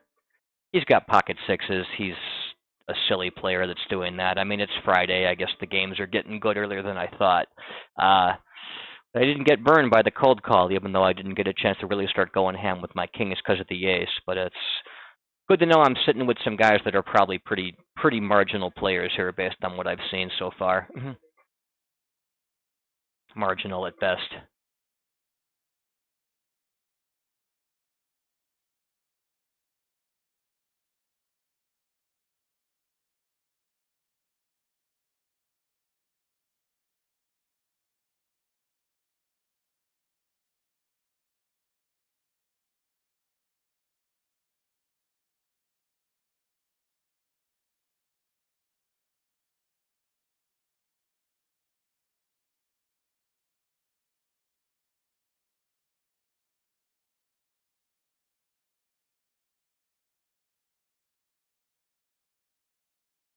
The lower left-hand table, get a 2.5x open from the under-the-gun player. He might be a little bit spazzy and weak, might be a little on the loose side. Queen 5 suited is a fine hand to defend normally in this situation anyway, though probably right about the worst queen I would call. No reason to be any tighter against this guy, though, so I think this would be a fine hand to take to the flop. Pretty good flop for me, 9-8-5 two-tone, giving me bottom pair and the flush draw. He checks the flop. Turn is the king of hearts, giving me the second nuts. So I'm going to go ahead and start probing that turn small.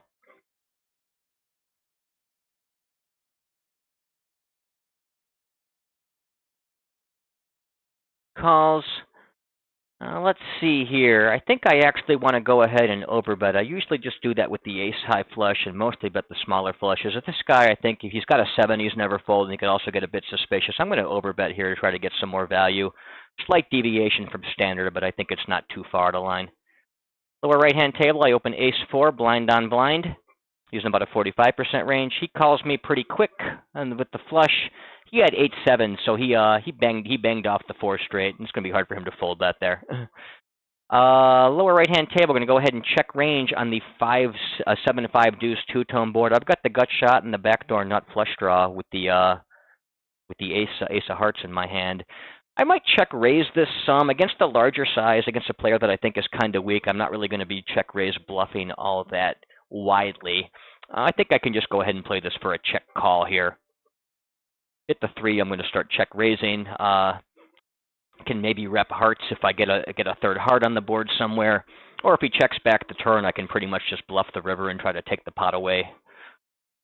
But given that he barrels again, I don't make my gut shot, and I don't pick up a flush draw there with the heart. I think it's just a good time to go ahead and fold.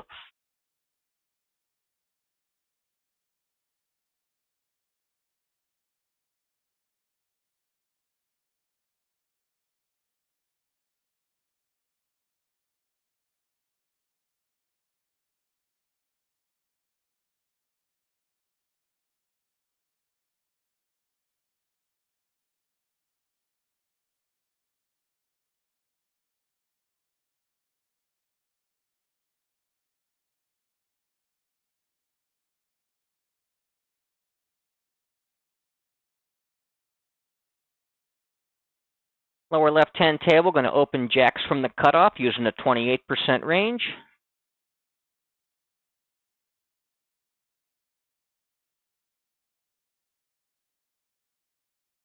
Big blind comes along, get a queen, queen 7 two-tone board. I'm going to go ahead and put in a small range bet. Upper left-hand table, I'm going to open queens also from the cutoff using a 28% range there as well.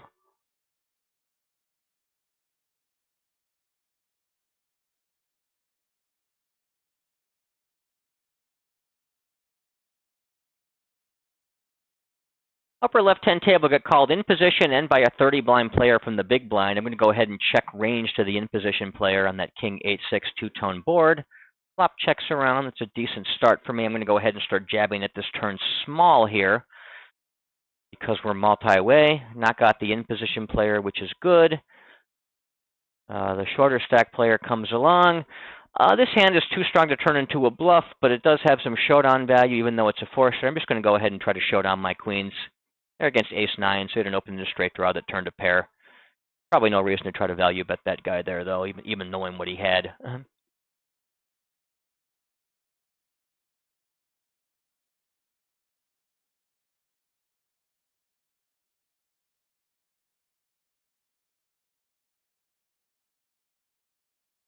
Lower left-hand table, got a 3x open from the button. I'm in the big blind with ace-4 offsuit, and against that size open, even from the button, I'm not going to be defending all that many raggy offsuit aces. Probably defend ace-10, ace-9, ace-8, 3-bet, ace-king, ace-queen, ace-jack. Fold the rest of them.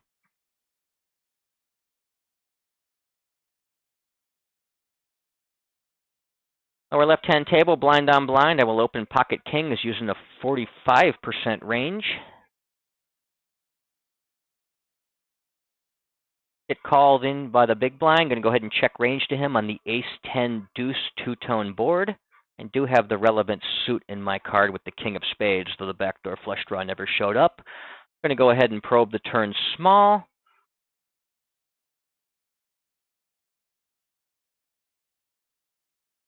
He folds. I'm probably actually trying to get to a thin mergy river value bet there, even if he calls the turn on most blanks, rather than try to induce a bluff and bluff catch. We're heads up at the table at the moment. I'm going to go ahead and defend for a call with 9-6 suited. Check range to the in-position player. Lower right-hand table, I open 8s from middle position using a 21% range. It's a pretty good combo to check raise as a bluff on this flop. If he bets small, which he does, he min bets. I'm going to go ahead and bluff with my gut shot and my backdoor flush draw. Lower right-hand table, get a 3x 3-bet in position. Just going to quickly go ahead and muck pocket 8s against that all too large 3-bet size, or at least larger than typical 3-bet size. He calls. Turn is the 5 of diamonds, giving me the backdoor flush draw to go along with my straight. It's possible that a full house is out there. He can just slow walk me and trap, which is a little bit dangerous, but I do think I want to keep barreling here with all this equity. Get a min raise from the cutoff on the lower right-hand table, and the button calls. I'm going to go ahead and defend my big blind with ace-4 suited. Check range on the flop. I banged off the backdoor flush. Just going to go ahead and try to get some value here. Use about a 2/3 type size. And you folded that one. Everyone's sitting out, so I'm going to go ahead and leave that table too. I've got top and bottom pair. This guy, he goes and he bets about a quarter of the pot, 15 and change into 62. I'm going to go ahead and put in a check raise with my ace-4. Hard for him to have too many better hands. I mean, block aces and 4 is pretty hard. He could have ace-9 or 9s, but he could have a lot of one pair ace-x hands or some draws.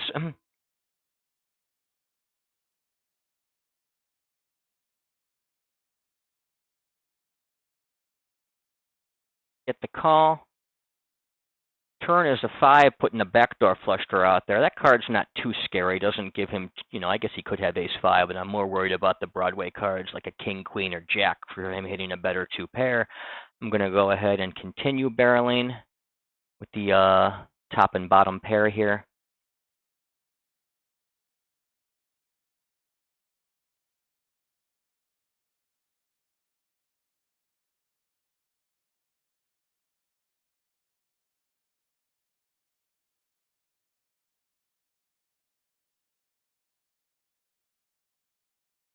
Okay. River is the 8 of spades, making the backdoor flush having got there.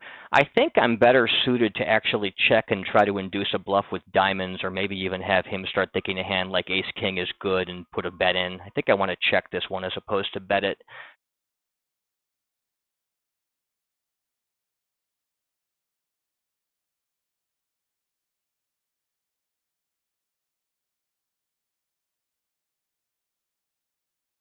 Well, it's not a very bluffy line here, so I don't know how I really induce all that many bluffs, but I do think skunk to diamonds can go ahead and take a shot at it. Probably shouldn't have that many backdoor flush draws, as those are going to be not as bet or bet called on the flop as frequently with the given the flop multi-way nature where he first put the bet in. He checks down, probably check down a hand like ace-queen. King 3 of diamonds, he did not turn it into a bluff. Impressive discipline to go ahead and not bluff with that hand. I personally would not have been able to do that, so it worked out for him, and it saved him a nice river bet. Upper left-hand table, I'm opening King Jack from under the gun using an 18% range. Upper right-hand table, opening Queen 10 blind on blind using a 45% range. I'm going to go ahead and check range in the blind battle in the upper right-hand table.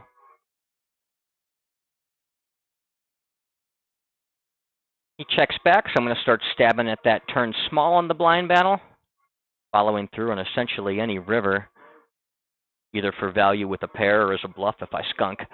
Upper left-hand table can go ahead and range bet against the big blind after he checks on the ace-3 deuce two-tone board. I do have some gut shots. A club gives me some equity. I'm not completely naked here. I've got a few ways out of this pot if he comes along, or just bluffing him off it if he gets to the river.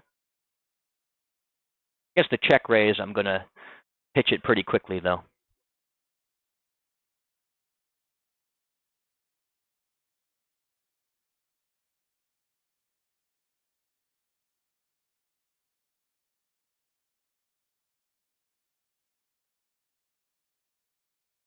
And when he checked back the busted king-high flush draw, perhaps there's some line of thinking where if I have a busted draw I gave up with, his king-high actually shows down good. And that might have played into his decision not to bluff with the busted draw once I,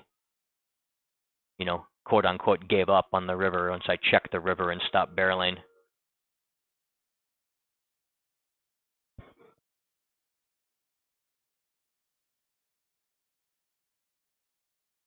Which is actually pretty reasonable logic right there too. If I've got a different flush draw, he doesn't even need to bluff me off it. King high is good. The only thing that he loses to is if I've got some kind of weaker pair that, he doesn't show down good against, but he could bluff me off. I was going to be the one 3-betting here, small blind against middle positions, open lower left-hand table when the cutoff beat me to it, so I'm just going to go ahead and fold. I don't need to be putting in a cold 4-bet in that spot as wide as Queen 10 suited.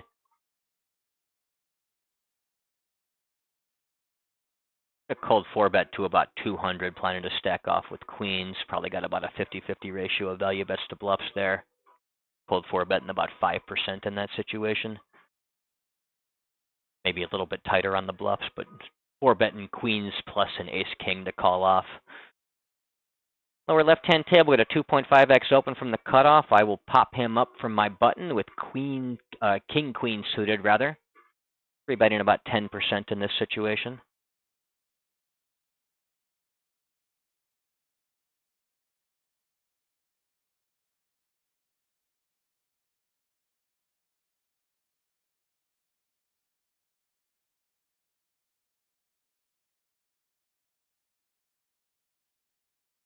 Now I get 4-bet out of position here. Slightly large, but about the right size. Now, this is probably a little too weak to continue with against the 4-bet, but let me think about what I would do here. I know I'd be jamming my ace-king over the top of that, and I'd be jamming my pocket kings because they're strong but vulnerable. I'd be trapping with the aces. Let me see, what else would I do? I'd probably call with queens and jacks, ace-queen suited. That's probably about it here.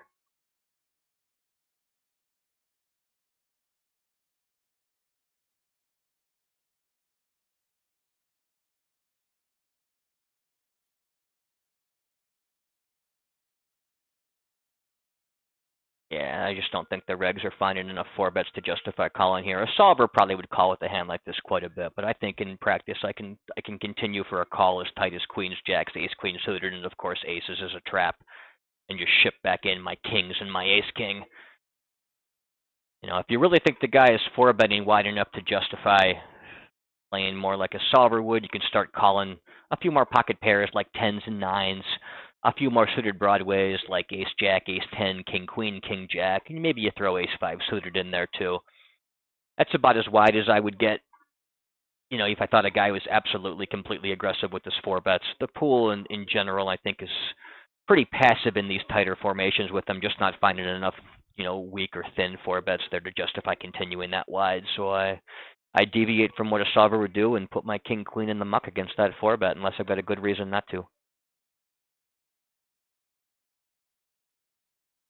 Upper right-hand table, going to open blind on blind with king jack. Lower left-hand table, going to open middle position with ace 10 using the 21% range. Blind on blind range in the upper right-hand table is about 45%.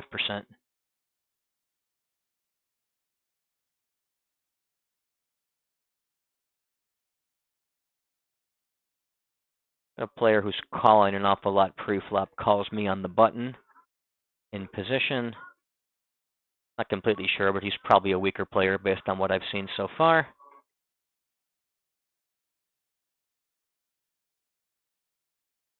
Going to go ahead and check range to the in-position player on the 10-7-4 rainbow board. Pretty decent board for me, having made top pair, top kicker.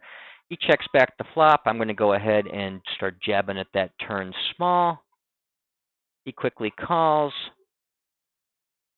River is a 9 of diamonds. I do block the flush to some extent, having the 10 of diamonds in my hand. I think I'd rather go ahead and try to get some thin value as opposed to check and induce a bluff or check fold. So I'm going to go ahead and put the bet in here. Betting into a king that's going to pay me off all the time. Or he got there with a straight and didn't even think about raising me just because the flush closed. And he is calling in position with a hand like queen jack offsuit. So I think my assessment that he's a weaker player is spot on, and I would now consider that to be confirmed after seeing what kind of hands he's cold calling with pre-flop. I raise queens under the gun on that table. I'm using about an 18% range. Again, get called by that player. I get a pretty good flop for me. Ace, king, queen, two-tone. Range check. He goes ahead and checks back. I'm going to go ahead and start jabbing at that turn small. It is a flush closing turn, but I have the nut flush draw in addition to my third set with the queen in my hands. Now we have a wonderful hand. I have quad queens on the river. This is just going to be a hand I overbet for value. Hope he can't get away from an ace or a flush he might even raise me kind of thing. King he must have folded out or some kind of weaker heart that he might have floated around with. But I think just betting and betting big to try to get value off that guy is the way to do it. Upper left-hand table, I open 8-7 suited from the cutoff using a 28% range. I'll now be range betting against the big blind on that Jack 10-6 rainbow board. Lower left-hand table, a min raise from that special player. I'm going to go ahead and call my big blind with Jack 5 suited and check range to him on the flop.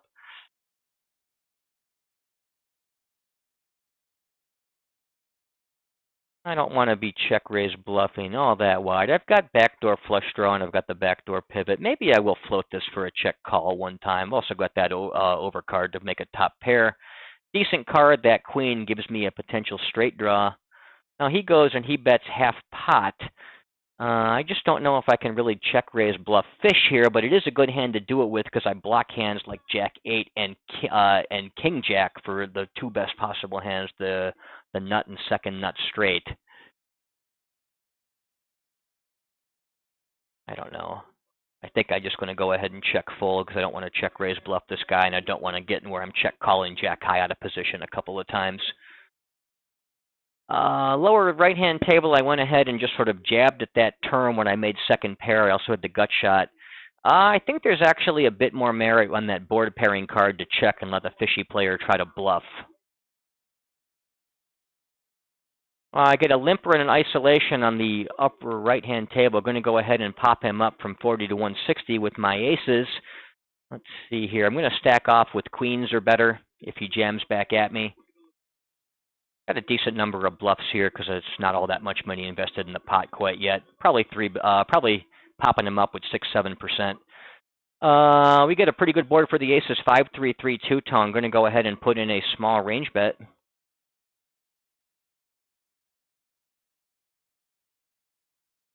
Calls me. Turn is the king. I think I want to check a lot on that board. I don't love giving the flush draws free cards, but I think I want to give him a chance to stab, and I can check raise all in with my super strong hand here, or under-rep my hand and make him hero call me when I bet the river. Let's see. He goes ahead and checks back. Got a little more than pot.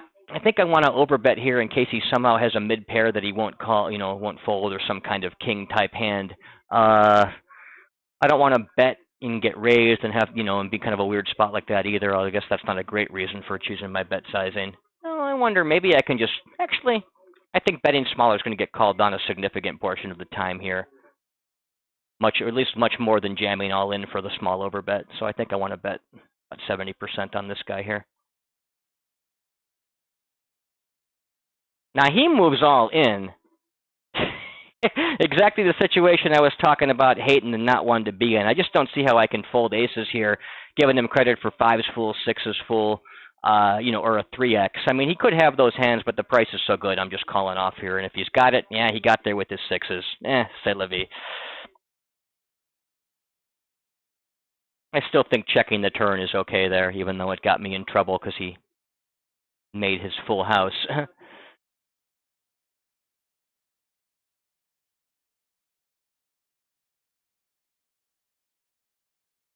Also got kings full there too, which is going to burn him. I'm definitely checking that on the turn. So.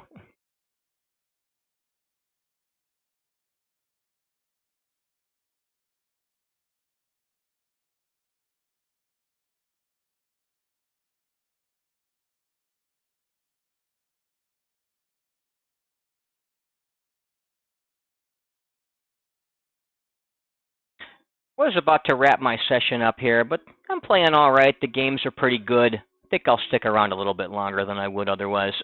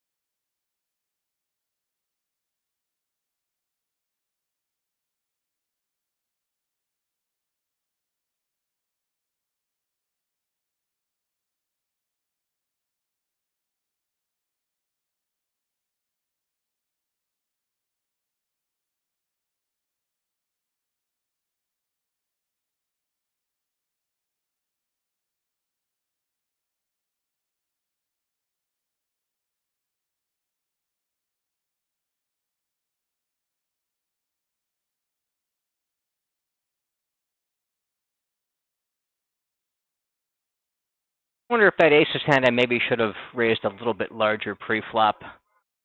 Use more like my 4.5x out of position as opposed to a 4x, and then set myself up to just jam the turn as opposed to having that little bit awkward sizing. Probably doesn't really make a major difference one way or the other. I'm just kind of wondering out loud.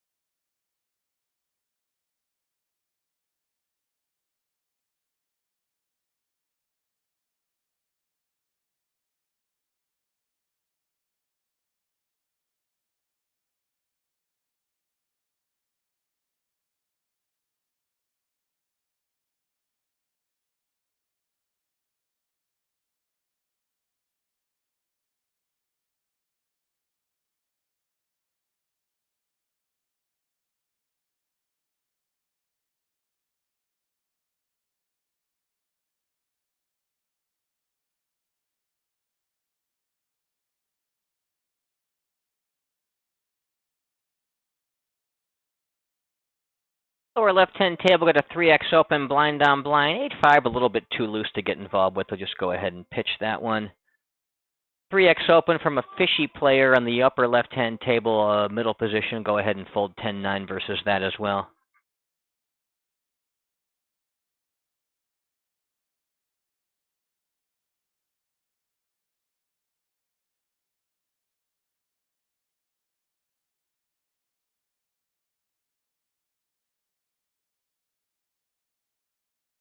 Going to be popping up this limp and isolation raise with queens plus ace king to stack off, and then a bunch of bluffs. Maybe not quite all my suited broadways though. That's 6 to 7%, but maybe pitch a couple of the worst ones like queen 10, jack 10. Pretty close either way. I think I'll fold that one though.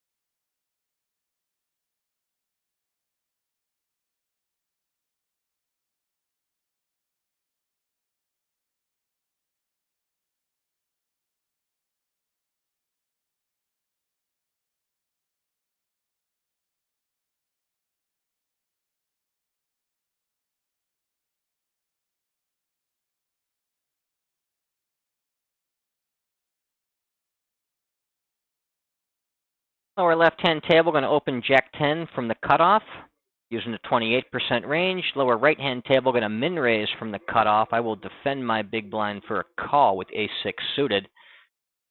Check range on the flop. Upper right-hand table, I will open queen jack from the button using the 44% range.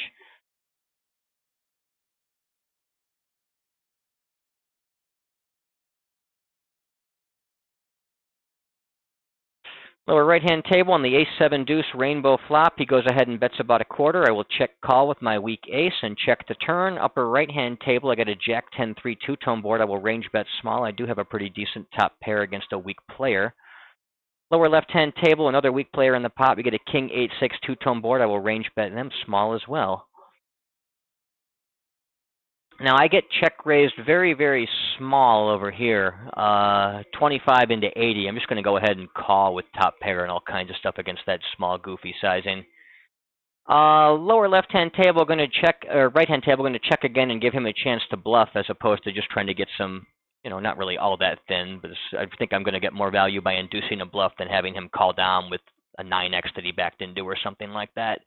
I've got second pair, no club on the flush closing king, but I've also got the open ender. I'm pretty happy to check that back after that hand.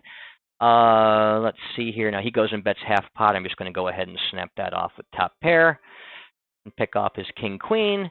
Upper left-hand table, going to defend the 2.5x button open from my big blind with king jack offsuit and check range on the flop. Now he goes ahead and checks again. I don't know. I think I should probably turn this hand into a bluff. Just try to fold him off a weak club, some kind of king maybe. I don't know. It's marginal. Pretty close either way. Upper left-hand table, going to go ahead and put in a check raise against the small, with my top pair against that small flop continuation bet and the big blind versus button formation. Mostly checking the turn after that, but I want to have some top pairs in my check raising range. Turn is the flush closer. I do have the jack of diamonds in my hand to help bail me out. Going to go ahead and check now. Don't see too much reason to be betting king jack on that particular spot. Upper right-hand table, going to open ace-6 suited from the cutoff using the 28% range.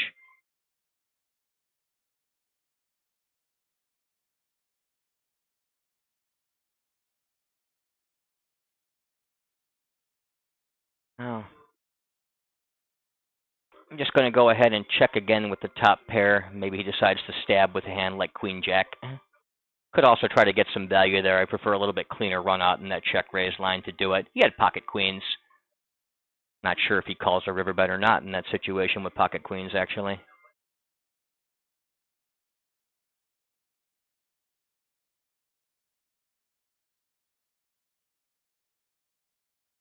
Doing pretty well, except for when I run into full houses in 3-bet pots. or sets in full houses in general.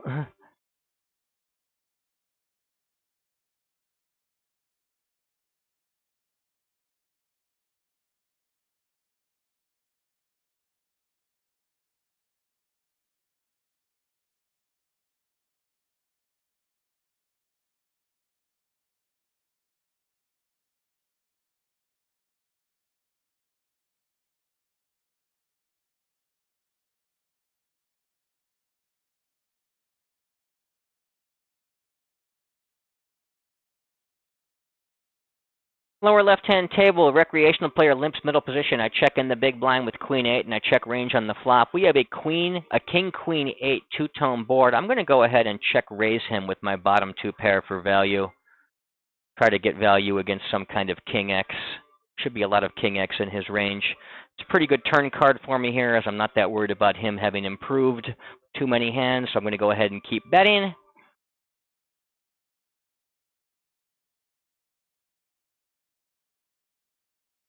Upper right-hand table, same situation.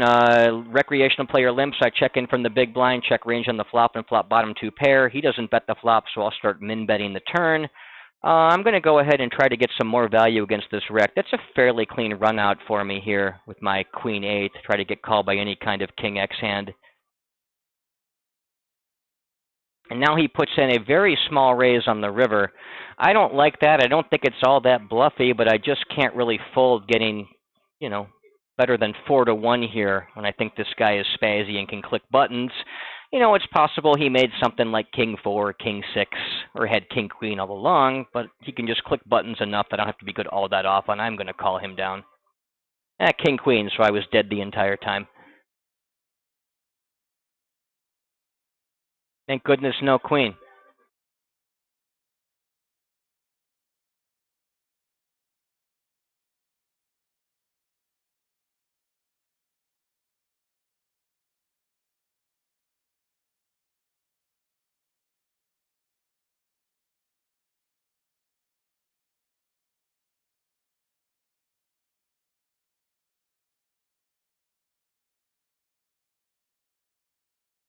I've got recreational players at every table. I'm sticking around at least for now. They're going to have to keep beating me if they want me to do something about this. I'm not just going to let them have their money by leaving.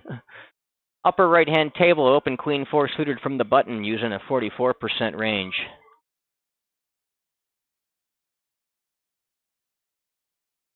Upper left-hand table, going to open queen 9 from the button, again using a 44% range.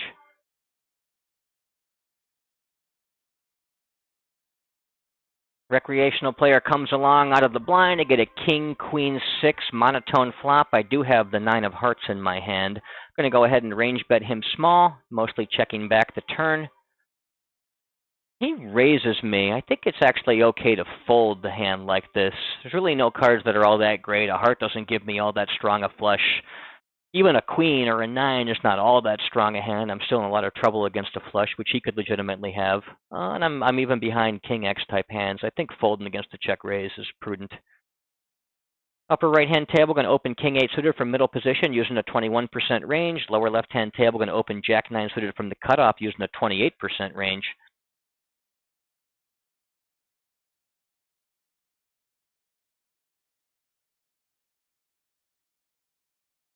Get a very small 3-bet, 2.5x from this weak player in the small blind. I'm coming along with pretty much everything. Definitely calling with jack 9 suited. Upper right-hand table in a check range to the in-position player on 5-5-3 two-tone. I've got an 8-6-6 two-tone board. I've got jack 9 with the flush draw. He bets half pot. I am coming along for that. Pretty decent turn card, giving me an open ender to go with my flush draw. I've got king high, a backdoor flush draw on a small paired board. I'm going to check call against this fishy player on the upper right-hand table. Check the turn. He bets half pot again. Very easy call. River of 4, which doesn't do a whole lot of good for me. So I'm just going to fold if he bets and probably bluff if he checks.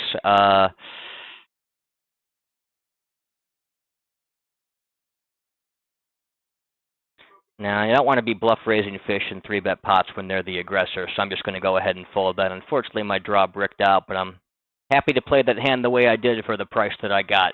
Just would like to hit my straight or my flush and get paid next time, but not supposed to happen every time. The bad players are allowed to have hands that win sometimes too.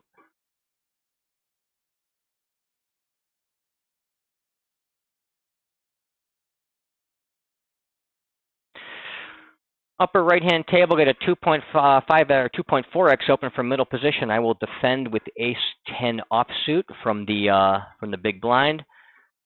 I'm going to raise king 8 blind on blind, upper left-hand table. I'm going to raise the blind limper with king 9 offsuit in the lower right-hand table, blind on blind.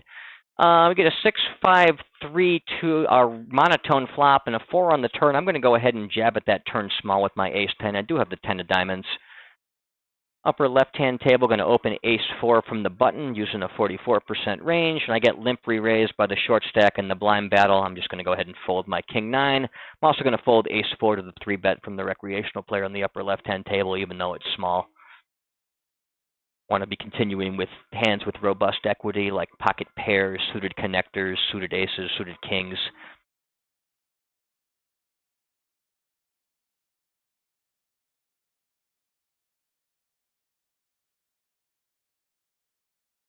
Upper right-hand table, going to open Jack-10 from the button using a 44% range.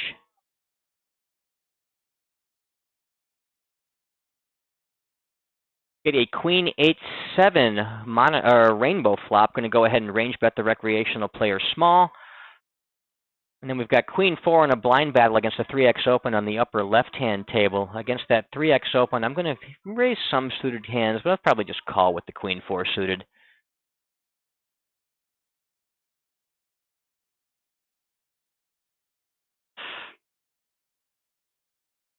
He checks to me on the King 4 deuce. I'm going to go ahead and stab for half pot.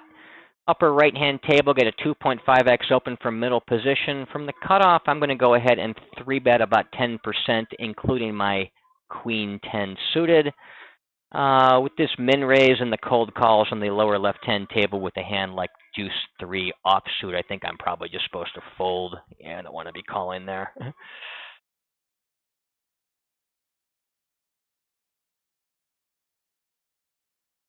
In this situation, upper right-hand table, I'm 3-betting 9s plus ace-jack plus king-queen, suited broadways, and a couple of wheel aces. Real nice, concise, memorable range to get me to about 10%.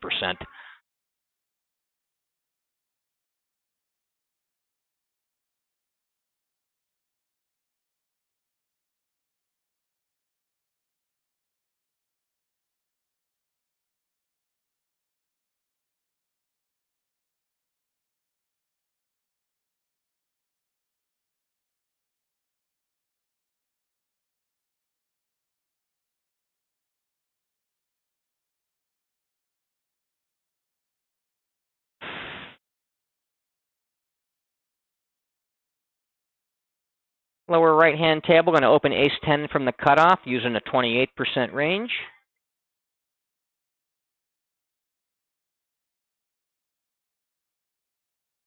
Called by the big blind and a Queen 10 deuce two-tone board. I'm going to go ahead and range bet small. Do have the ace of hearts for the backdoor flush draw as well. Be mostly checking the back a turn here if he check calls. With 10s, I'll be blasting pretty heavy, checking pretty much everything else. I guess an ace, I can probably get some value betting going there too.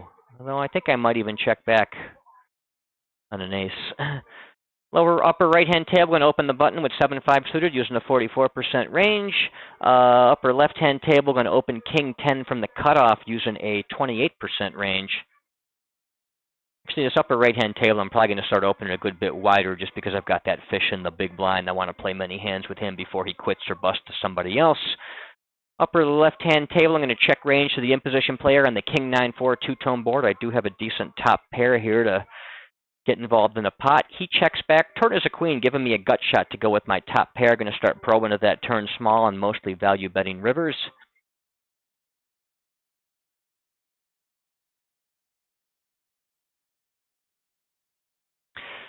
Upper right or lower right-hand table, going to open 3 is under the gun using an 18% range.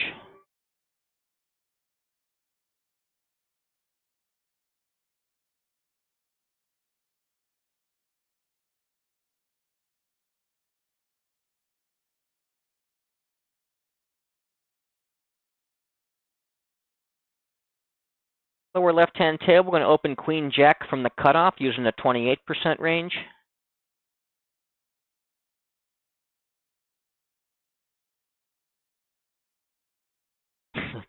On the lower right-hand table, I got min raised by middle position from 25 to 40. I've got pocket 3s. I'll be going nowhere as long as it doesn't get raised again before it comes back to me. Lower left-hand table, got an ace-jack-10 two-tone board. I'm going to go ahead and range bet small here against the big blind from my cutoff.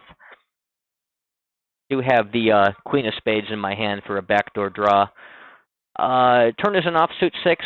Assuming he checks to me, I'll be playing overbet or check and checking back a hand like Queen Jack.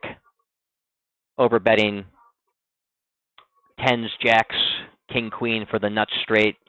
Probably hands like Ace King, Ace Queen. Mostly checking back 2 pair as well.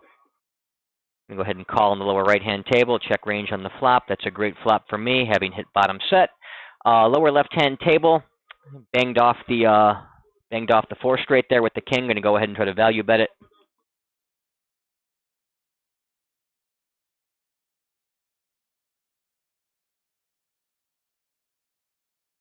Got paid off. Paid off with Ace-5. Well, fairly light, but I guess he just thinks I'm bluffing way too much there, which may not necessarily be false. The in-position player bets about a quarter pot, 35.50 into 131. I've got bottom set. I want to go ahead and put in a check raise.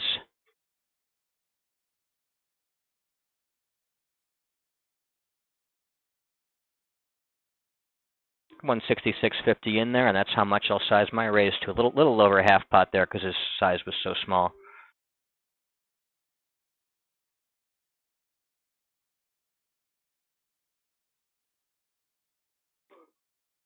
Took that one down. Upper left-hand table, going to open blind down blind with King Jack using a 45% range.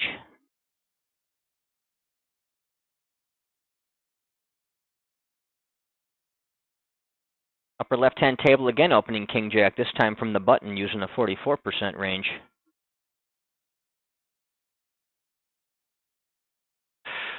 Upper right-hand table, got a player open limping the button. I'm going to pop him up out of the blinds here. Pop him up to 50, do about 150% of pot.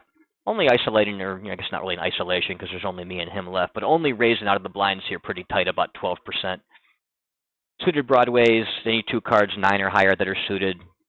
Ace, Jack plus, King, Queen, hands like that. Pocket 8s or better. Get an Ace, 10, 8, 2-tone board. Going to go ahead and range bet him small. He calls.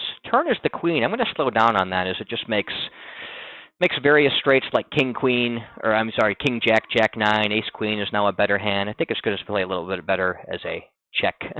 He checks back, though, so I'm going to go ahead and try to get value on the river. I'm going to go ahead and bet 2/3. Calls. My hand is good. I get a 2.5x open from the button on the upper left-hand table. I will defend for a call with 8-5 suited. Check range on the flop. The lower left-hand table, I get a small raise from the big blind against my under the gun open.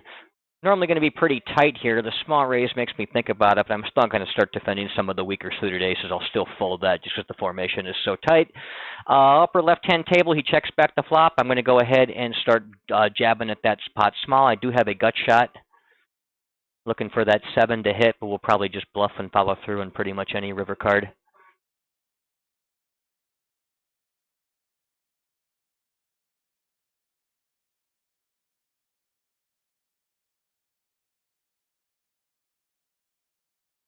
That Ace-10 hand where I went bet, check, bet, he had Ace-9 offsuit, so lest there was any confusion about this guy being a poor player, now that we see his actual hand and see that he's open limping Ace-9 from the button, and I think we have our questions answered on that. He's probably not a serious reg.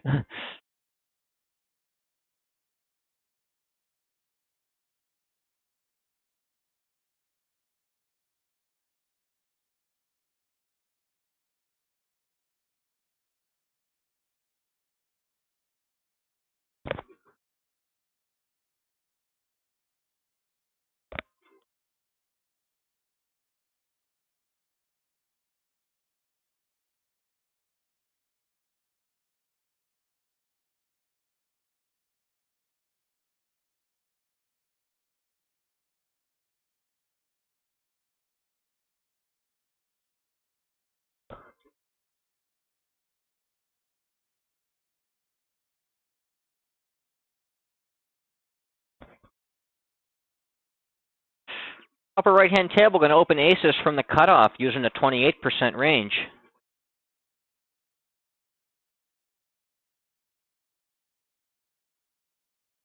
A weak player comes along from the big blind, get an 8-7-6 two-tone board. Going to go ahead and range bet that small. Not the most ideal flop for pocket aces.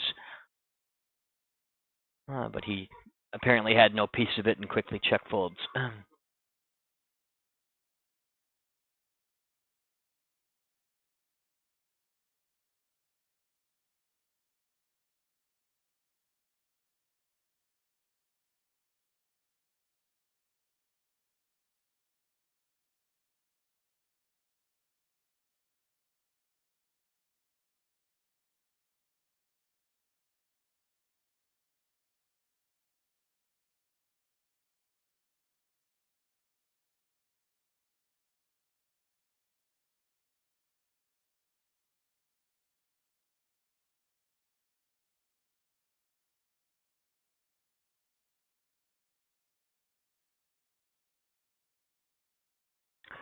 This guy's probably a wreck opening to 4x when he's only sitting on about 45 blinds.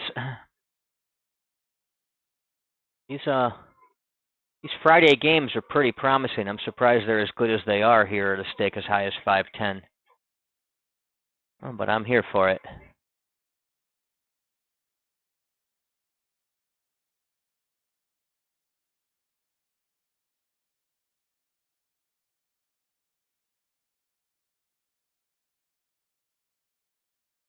And he's betting a lot so far and using sizes that don't seem to be well considered. Good to know. Lower left-hand table, we're going to open King-Queen from middle position using a 21% range. Upper right-hand table, recreational player limps. Folds to me. I check in on my big blind with Jack-6. He checks back the flop. I'm going to go ahead and min-bet the turn. I do have a gut shot. Probably mostly bluff the river against this guy also. Get a Jack-8-7 two-tone board. Not a great board for my hand, but I'm going to go ahead and range bet it small. Upper left-hand tab, we're going to open King-Jack under the gun, King-Jack using an 18% range.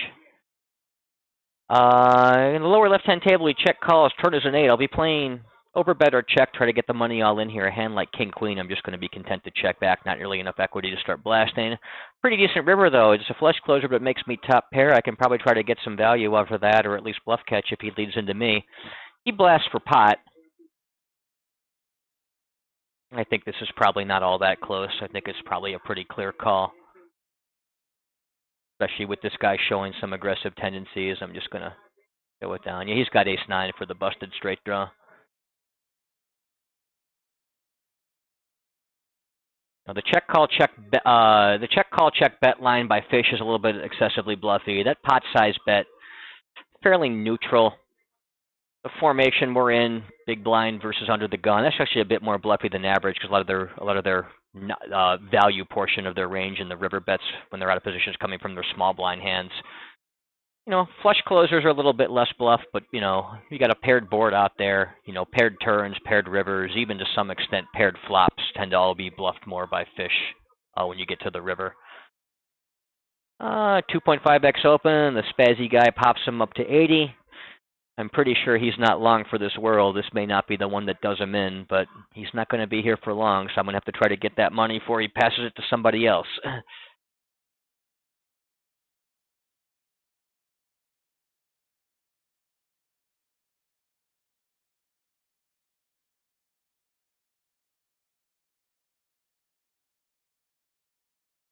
And he bets hat pot, gets jammed all in. Oh, and he gets it in, flush draw over flush draw. Calling that 3-bet in position against that short stack guy there was probably not the move that guy should have done.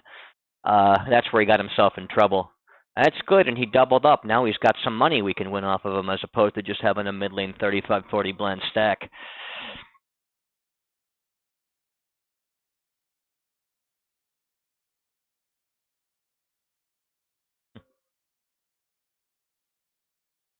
Our hero's jumping in again. This time he calls on the button against the cutoff raise first in. Lower right-hand table, I'm going to open ace-king suited from middle position using a 21% range.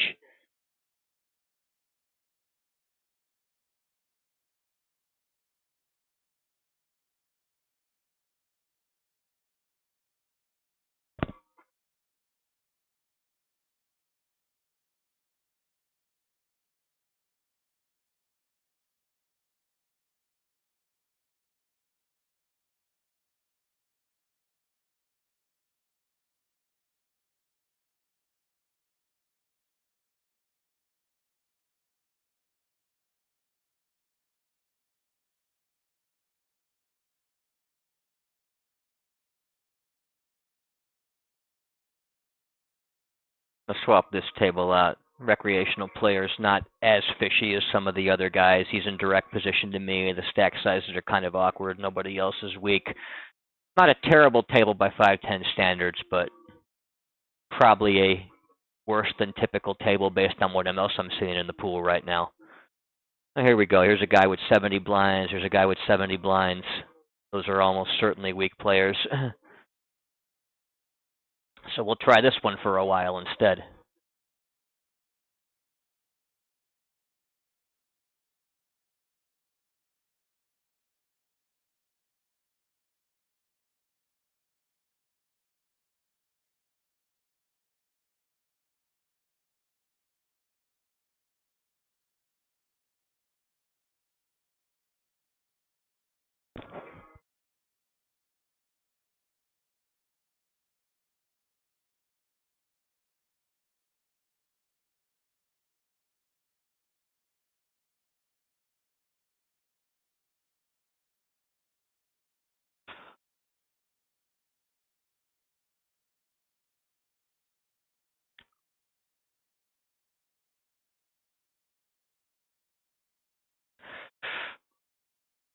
Upper left-hand table, got another recreational player. He's open limping on a 52 blinds, 53 blind stack. I'm going to go ahead and isolate from the cutoff with something like my middle position open range, about 21%. I have got king-queen offsuit this particular hand.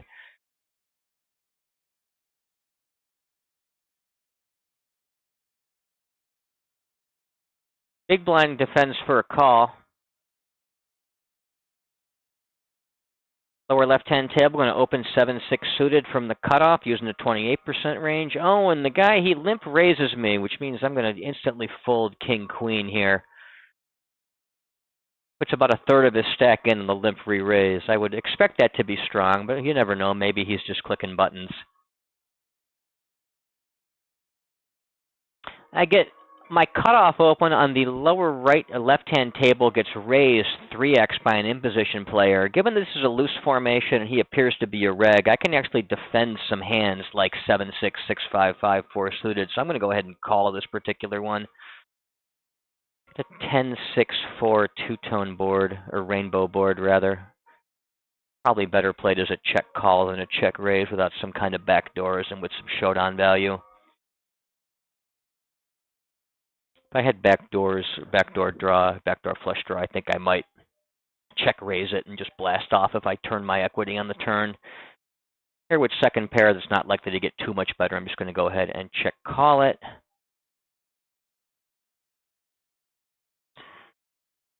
Lower right-hand table, going to open the cutoff with king 6 suited using a 28% range.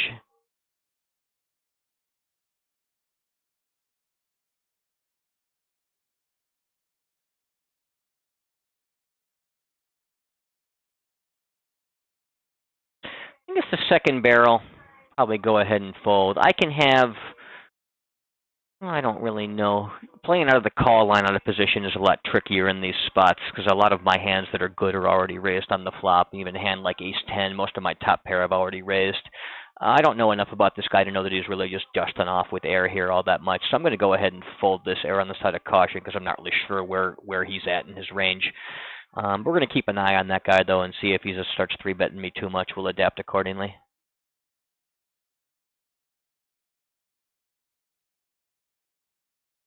Upper or lower right-hand tab, going to open 4s under the gun using an 18% range.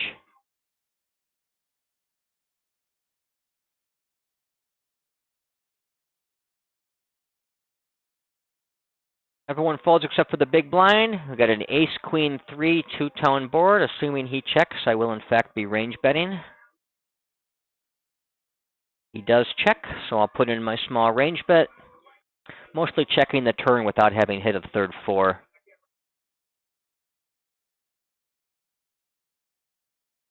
It's a check raise. I can just get out of here. Got aces, queens. If I got 4s, I got 3s. Got various flush draws and combo draws to call with. Ace king, ace jack, ace 10. Let's see here. We got a blind on blind situation.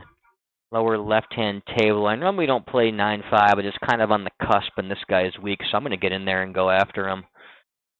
Play a little bit wider because he's so fishy. I will check range on the flop. I'll do it more from the button than small blind because I'm in position. But I'll do it from the small blind to some extent as well. He checks back the flop, so I'm going to start jabbing at that turn small. Bluffing the river. Maybe not with the 5, actually, because I don't think I fold out I don't fold a flush, I don't fold out a king or really many jacks. He probably doesn't bluff me off nearly often enough. Just try to show it down. Yeah, I don't even know that I fold 7s either. I open 6s from the button. A player playing about 70 blinds deep 3-bets me small. I can definitely defend that small, 3.5x 3-bet with pocket 6s. Get to the flop.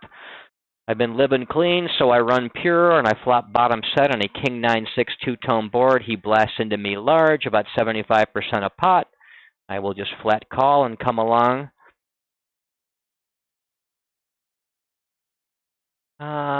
He checks the turn.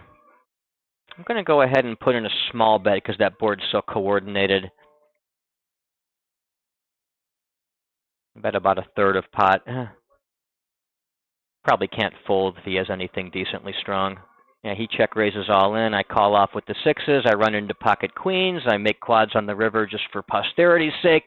And I pick up, about 70 more blinds there off a guy who's playing poorly with his pre-flop sizing. Upper right-hand table got called in position, out of position. I'll check range to the in position player. I get a 2.4x open on the button in the lower left-hand table. I'm going to go ahead and defend my big blind for a call with Jack 4 suited and check range on the flop.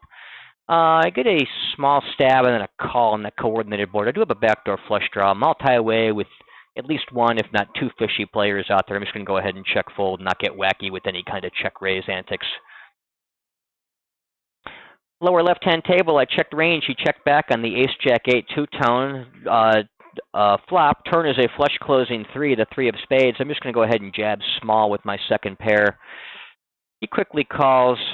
River, I just don't know there's too much merit in bluffing to try to get him to fold anything that I beat. I don't know that I get really called by all that much worse. I love betting the turn small, then following through on the river. But here, given that I just don't really value bet much against worse or bluff out much better, I think I'll just go ahead and try to get the showdown, and he goes ahead and doesn't even try to get another bet with his top pair. Only gets that one small turn bet, so I'm pretty okay with that outcome too, all things considered as well. If I have to be against a marginal ace some percentage of the time. Lost a pretty small amount in that situation.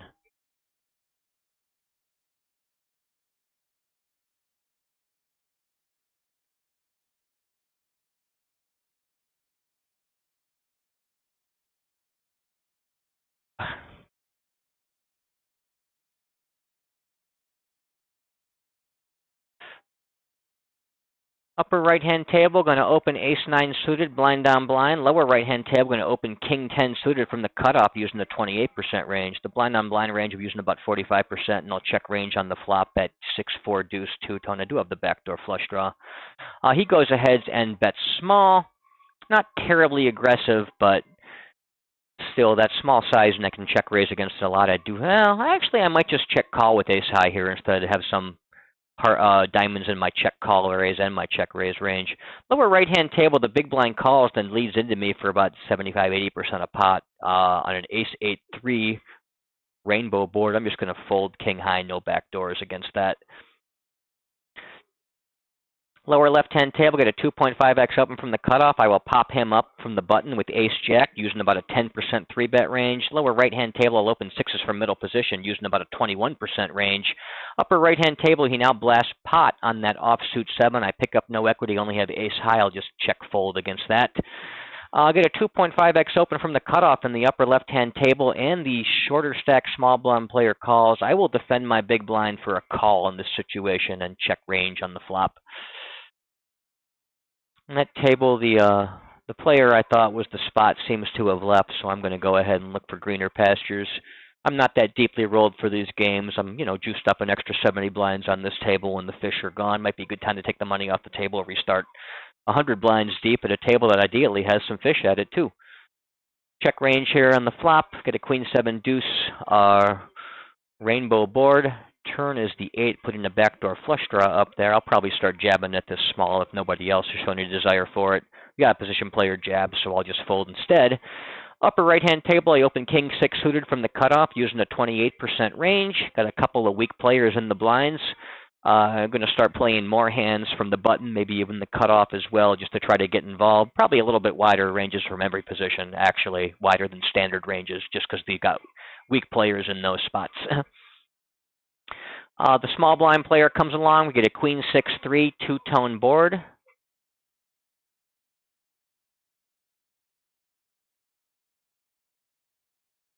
Now he donks into me for half pot. I'm going to go ahead and call that with second pair, second kicker.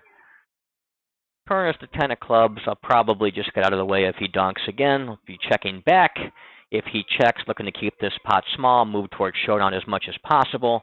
I can arguably bluff catch, especially against that small size now. He could be doing this with queens, 10s, or 9s that he backed into, but the price is so good. This line is just going to be so bluffy from fish, where they donk, check the turn, then lead the river again. That with the small size is also so overbluffed. I'm not reasoning through this. I'm just explaining this is a slam dunk call for that size, even though he did make 2 pair. Get a 2.5x open under the gun, and a shorter stack player calls. I'm going to go ahead and squeeze from the button with my pocket 9s on the upper left-hand table. Squeezing about 8% in that situation. Planning to just call off if the short stack back jams on me. Happy to get it all in with 9s. Weak player min raises the cutoff. I'm going to go ahead and defend my big blind with 7-6 suited and check range to him on the flop. I get a king 5 two-tone board. He quickly checks back. Turn is a 7, giving me a decent hand now. Got a second pair here. You just don't have the trips, but I go ahead and lead that. I can arguably even try to get value from ace high here, I feel like. It's a little bit thin and mergy, but he's a little special, so I can do some special things to him right back. I could be betting into a king or a 10 some percentage of the time, but I think he's just, the stuff on the turn, you know, he's not going to trap too many kings. If he raises the river, I can just comfortably fold and think he's not going to be bluffing me off all that often. My hand doesn't really beat any value. The stuff on the turn that I'm beating, that he's calling with, I'm still beating on the river, except for specifically ace 10, calling with ace high and making that pair of 10s. And if he's got ace high that just doesn't believe me, or some kind of weaker pocket pair, I might be able to get another straight of value. So I think that's better than checking to induce or try to get a free showdown, one or the other there. Lower left-hand table, I open the button. Big blind calls, get a jack 6 deuce two-tone board. I'm going to go ahead and range bet small. Mostly checking the turn. I guess if I hit a 3, I can go ahead and start blasting. Although even that doesn't make the nuts, because he's got some 4-5 here that makes the nuts instead on that card. But I'm going to go ahead and fold. We do have a 40 blind player jumping in. Well, I was about to be out. I think maybe I will stick around and play with this guy.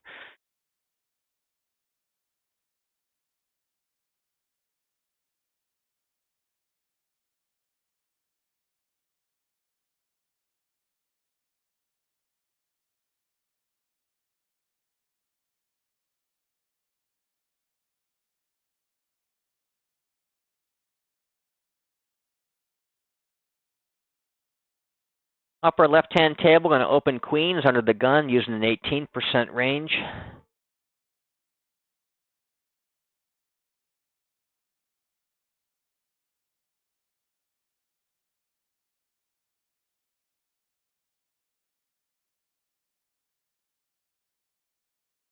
Folds to everyone except the big blind, who calls and he checks to me on the king 7 deuce two-tone board. I'm going to go ahead and range bet him small and mostly be checking turns. Upper right-hand table, got a 3x open, blind on blind. I've got pocket 6s. Not really much reason to 3-bet this. I'd probably 3-bet 9s or better. I'll just call with the smaller pairs, take the flop. Let's see here. We got a pocket 7s on the button on the lower right-hand table. Got a cutoff 2.5x open or 2.4x open. I'm going to go ahead and pop him up here, 3-betting about 13% in this spot. Upper right-hand table, after he checks that flop, I'm going to go ahead and stab for half pot, checking the turn unless I peel my third 6. And I get cold called by almost certainly a weak player. He's got 30 blinds left behind him. in a 20 blind pot, 19 blind pot. I normally range, but I think I'm just going to go ahead and check my sevens back here, move them closer to showdown, try to peel a free seven. You know, I'm never folding an ace, obviously. I don't even know if I'm folding out the overpairs. Now, he goes and jams. Truth be told, even if I've got, you know, I don't have any 6x in my 3-bet range there, I don't think, or at least not very much, but I could have aces full or all kinds of strong aces I mostly just trap with on the flop as well. So I'm just going to go ahead and fold that, not that worried about him jamming into me for 1.5x pot. If he's doing that with total air, he's going to dust it off soon enough anyway. I don't need to hero him there without more information.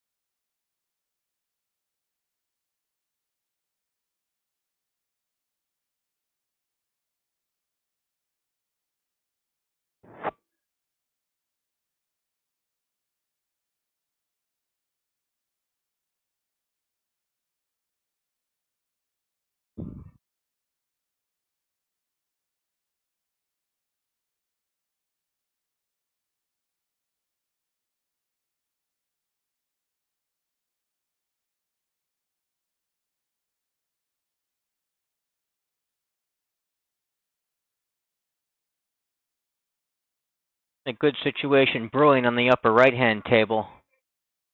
Oh, a lower right-hand table also interesting. We've got a possible cold 4-bet spot here.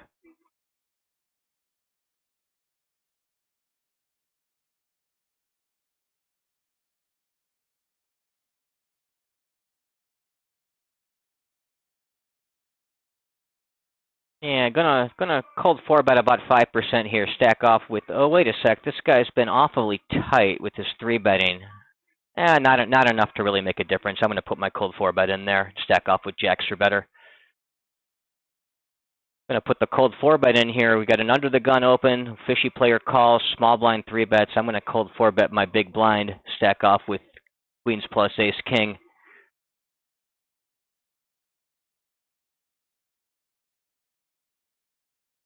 Cold 4-bet gets called. We get an ace or an 8-7 deuce two-tone board. I'm going to go ahead and put in that small range bet.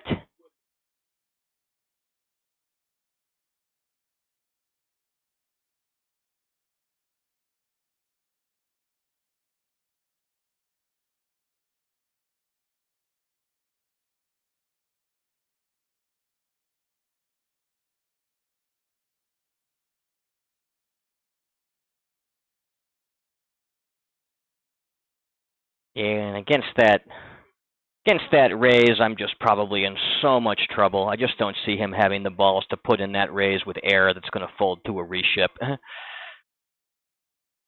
You know, if I got jacks, queens, kings, aces, those are all getting in the flop here. My pre-flop bluffs like ace, you know, ace king can kind of go either way. Ace queen, I'm just going to fold. Upper right-hand table at a 2.5x open under the gun. I'm going to go ahead and 3-bet my cutoff with ace-jack suited. 3-betting about 7-8% in this spot. About 8%.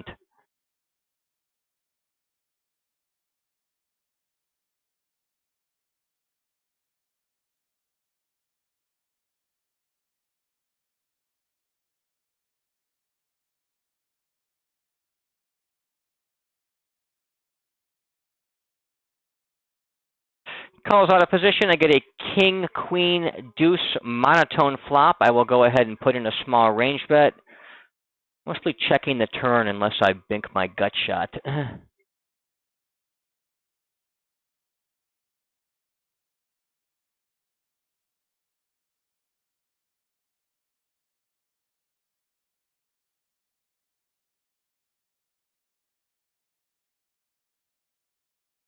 Lower right-hand table, we're going to open pocket kings from the cutoff using a 28% range. Upper right-hand table, we're going to open Jack-9 suited from middle position using a 21% range.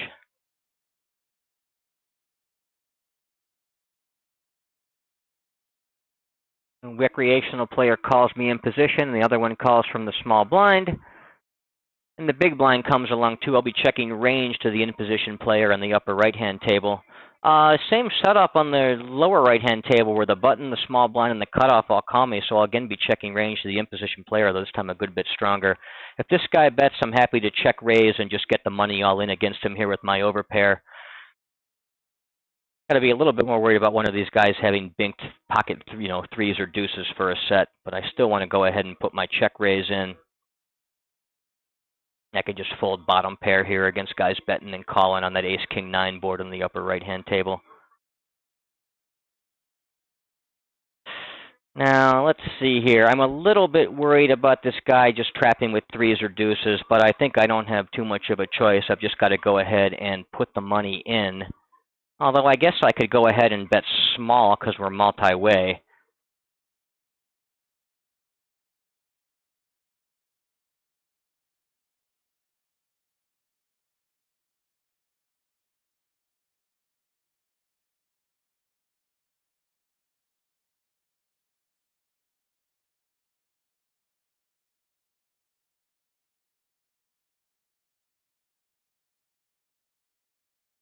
Lousy river because the ace-high flush draw just outdrew me, and I can't give him any credit for bluffing the dry side pot, so I am going to fold my kings. Oh, he made it there with 4-5, which is perhaps even stupider than what I had considered he might be calling with pre-flop. But I think my play is okay. I just couldn't dodge. I guess I could have maybe jammed the turn instead. The recreational player in position had queen-9 for marginal top pair that was in bad shape. Lousy pot to not be able to hold up in, but that's the way it goes. Lower left-hand table, going to open king-queen suited from under the gun using an 18% range. Upper right-hand table, opening 9s in a blind battle using a 45% range.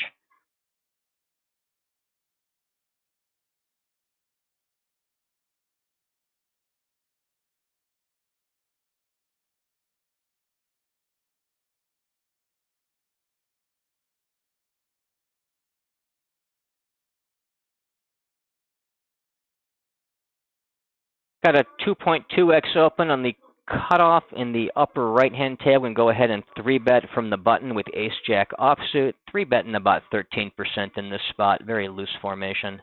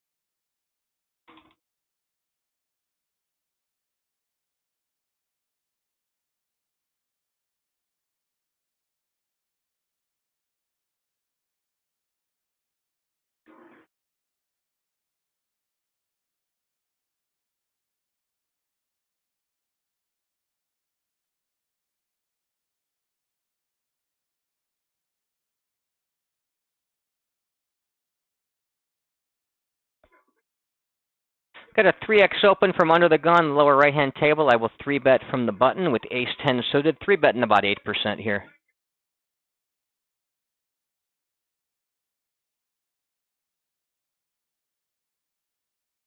He calls me. I get a king 10-9 two-tone board. Going to go ahead and range bet small in position, mostly checking the turn. Check calls. Turn a 6 of diamonds. And go ahead and check back. Decent river for me, although I just don't beat a whole lot of hands here. You know, jacks or queens, that could flat call. And I'm trying to think here if I've got, you know, anything that makes more sense as a bluff. The bluff raise. Now, he bets pretty small.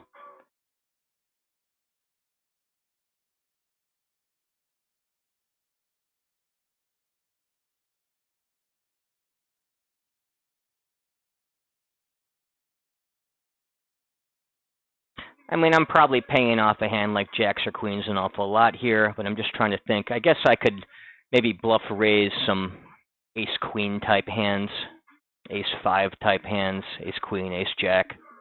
Call with this. Oh, he turned fours into a bluff. Interesting.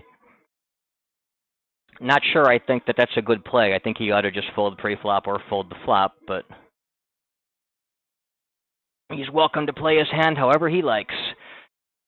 Lower left-hand table, open the button with Queen 10 offsuit. Got called by the big blind. I'll range bet small. Lower right-hand table, open the cutoff with King Jack suited using a 28% range.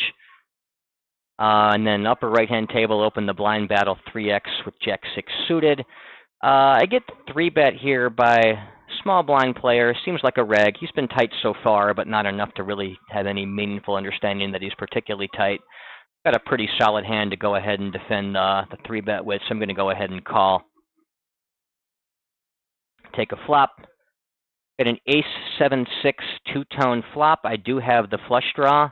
He goes and he bets about 40% into that board. I'm going to go ahead and call in position with my entire continue range, including my flush draws. I've got hands like ace-queen, ace-jack, ace-10, ace-king offsuit, and I've got 6s and 7s on that flop. I've got some 9-10 for the nut straight now. I'm going to go ahead and check this back to not get myself pot stuck or check raised off my equity. Binked the nuts on the river. Going to go ahead and try to get some value with them now.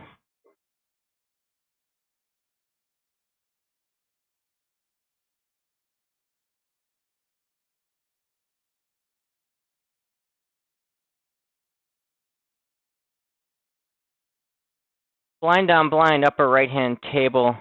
A 4-3 suited could go either way. I mostly fold it, but you could call it if you wanted. Upper right-hand table, going to open ace-5 suited from the button, using a 44% range, maybe a bit wider because we've got a weak player in the blinds.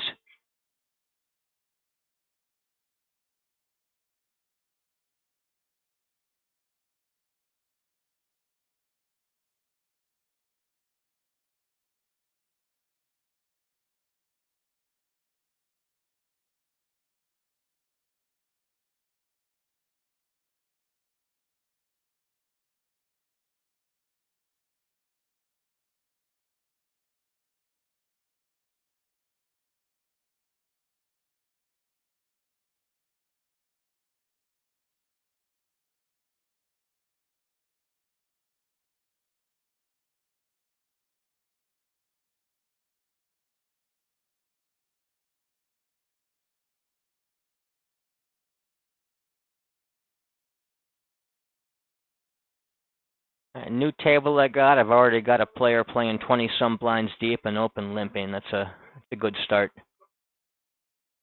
No other obvious weak player at the table yet, but need to see a couple orbits to really make that determination.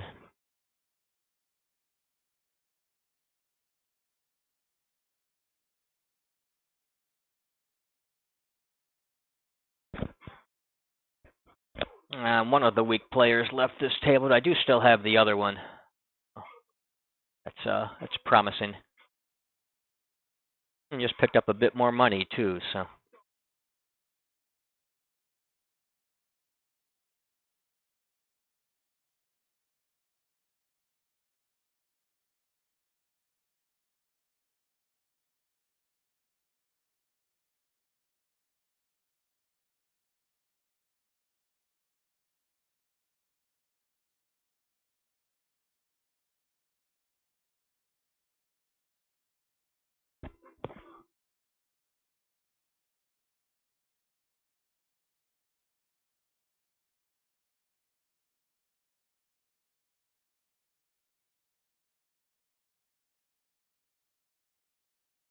Upper right-hand table, and open 9-7 suited from the cutoff. Using a 28% range.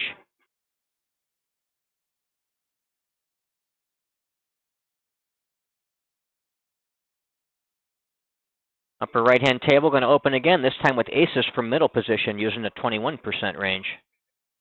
Lower right-hand table, going to open ace-3 suited from the cutoff, using a 28% range.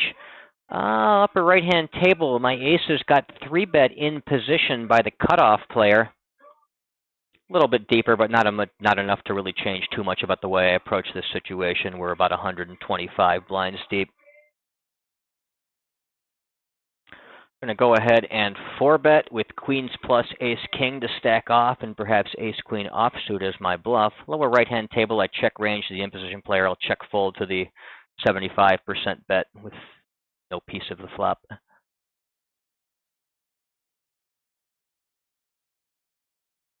My 4-bet gets called. Don't love that board with jacks or tens being a big part of 4-bet call ranges. That said, I'm not going to start out thinking myself too much. I'm just going to go ahead and put in my small range bet.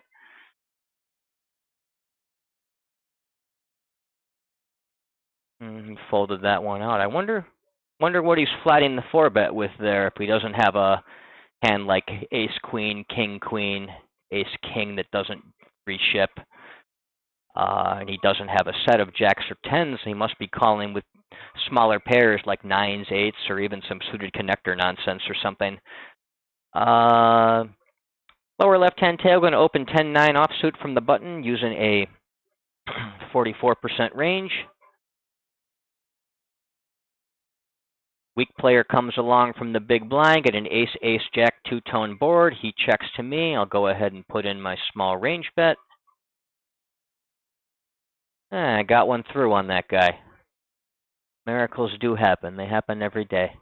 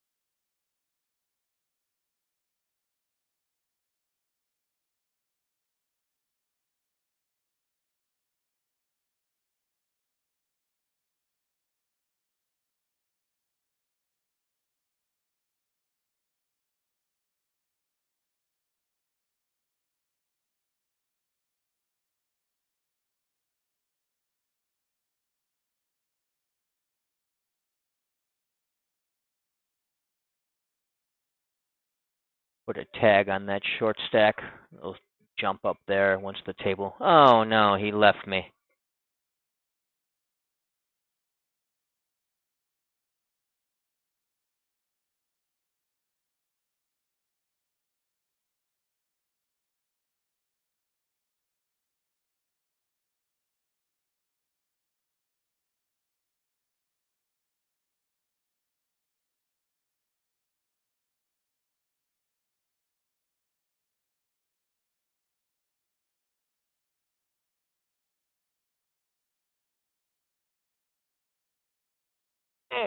Lower right-hand table, going to open pocket 5s from middle position using the 21% range.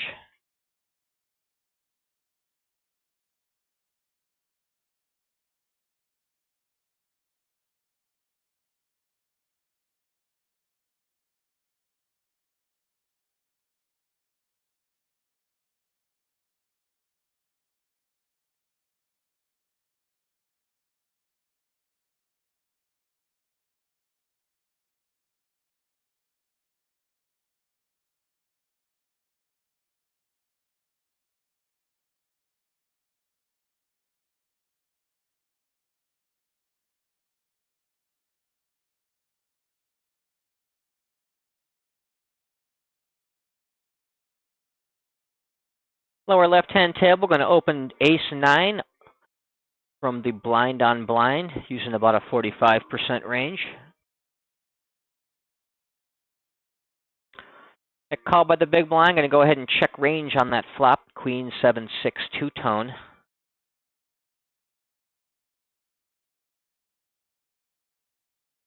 Lower right-hand table facing a 3x open in the blind battle. Got King 9 offsuit. I will defend that one for a call. And on the upper left-hand table, same situation. I will defend King 5 suited for a call. Goes ahead and stabs half pot. I think I can actually go ahead and barrel this. Clubs I can barrel, an 8 I can barrel for an open-ended straight draw.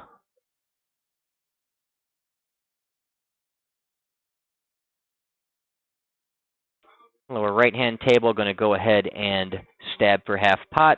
Upper left-hand table, also going to stab for half pot.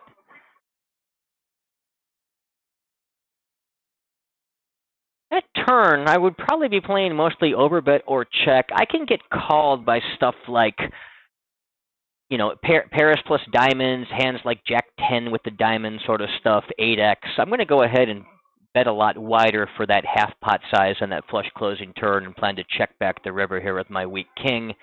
Let me see here. Now, lower right-hand table, I'm just going to go ahead and check back to the river after the flop got check called. I might even just show this one down with that paired board and king high on an ace high, double, you know, aces are paired up. Now, I think I actually want to turn my hand into a bluff. I don't really know. He's not going to really fold too many one diamond hands, I don't think. Maybe I'd probably rather just try to show down for free here. I don't think I really get too many one diamonds to fold if he has a hand like Jack 10. I already beat 8x that doesn't have a diamond. I beat hands like 9-10, no diamond. I'm going to take the showdown. Jack 10, no diamond. Maybe I make that one fold. I don't know. Probably do.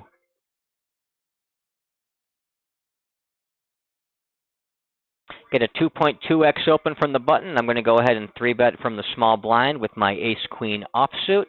3-betting about 13% here.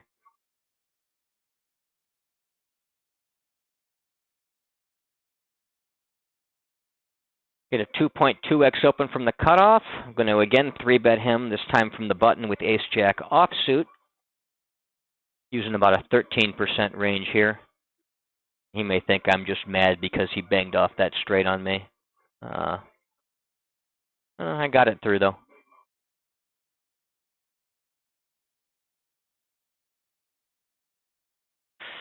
Upper right-hand table, going to open sevens under the gun using an 18% range.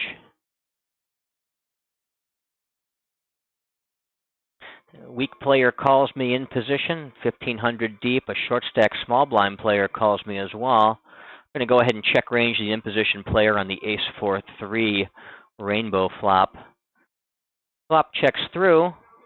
No one goes for it yet. I've got pocket sevens, which is best pair on the board except for the ace. And I've got a gut shot if a 5 peels off. I'm going to go ahead and jab at that pot small.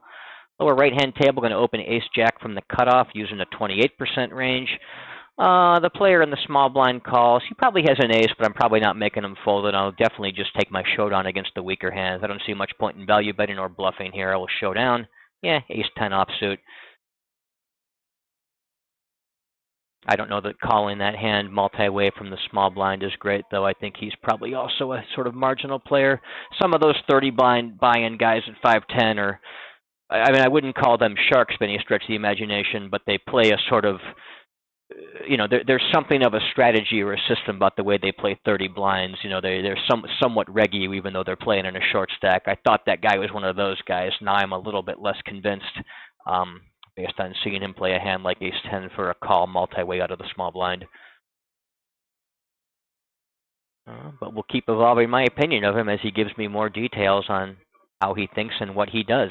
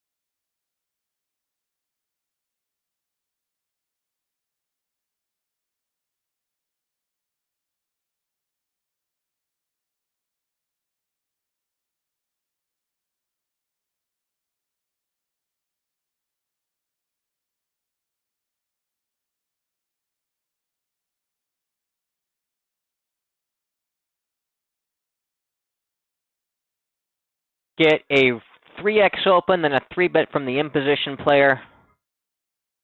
Going to go ahead and cold 4-bet to stack off with queens plus ace-king.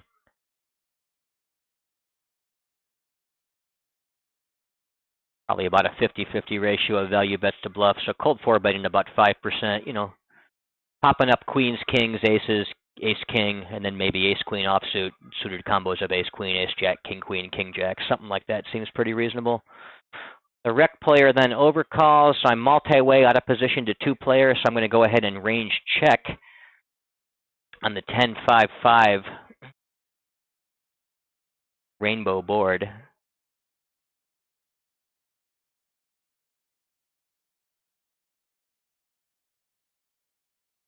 Now he goes and he bets about a quarter pot. I think the hands that I want to be blasting with here is a bluff.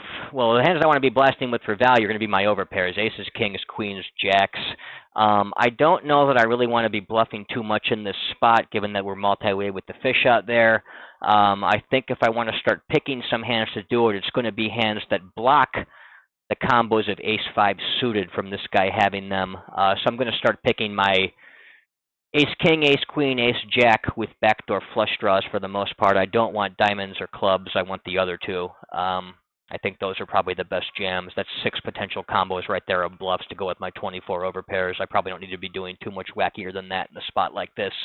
Ace-king, I'm just going to go ahead and fold. I'm not really going to be calling much of anything. I'm either going to check jam my overpairs, jacks through aces, and I guess I'll sprinkle in a few of those backdoor flush draw, ace high hands that also block ace-5 suited. I think that's probably the best way to do that. And I'm still not bluffing all that much there, but I'm concerned that this guy could have tens, you know, a full house. So he might even check back tens because it's just so strong. You know, but he could have a hand like queens or jacks that can be very difficult to fold. You really shouldn't have aces or kings. I feel like pre-flop those need to be blasted back in. He might just start calling with queens or jacks though.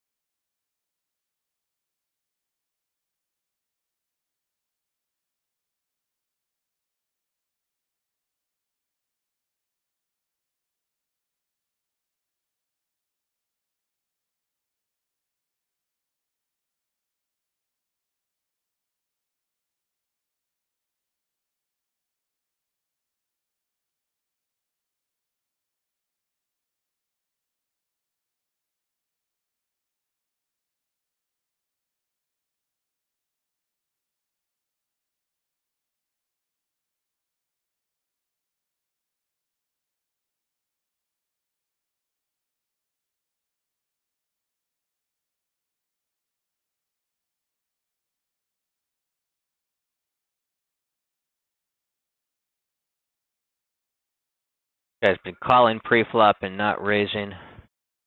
Playing an 80 blind stack. Pretty comfortable. He's not too solid a player. King 5 suited kind of right on the cusp, just outside of standard open range for me for middle position. I'll just go ahead and pitch that. I thought I had some fish at the table I might do differently, but this table seems to be pretty reg infested. In fact, I think I'm going to take off myself.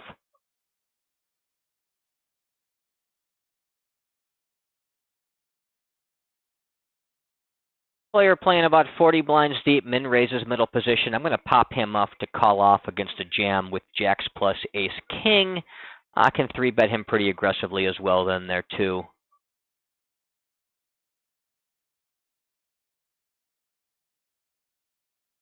Probably 3-bet all my suited broadways, 9s or 10s plus ace queen, ace king. Upper right-hand table, recreational player limps middle position. I will complete the small blind with 10-6 suited. Check on the flop.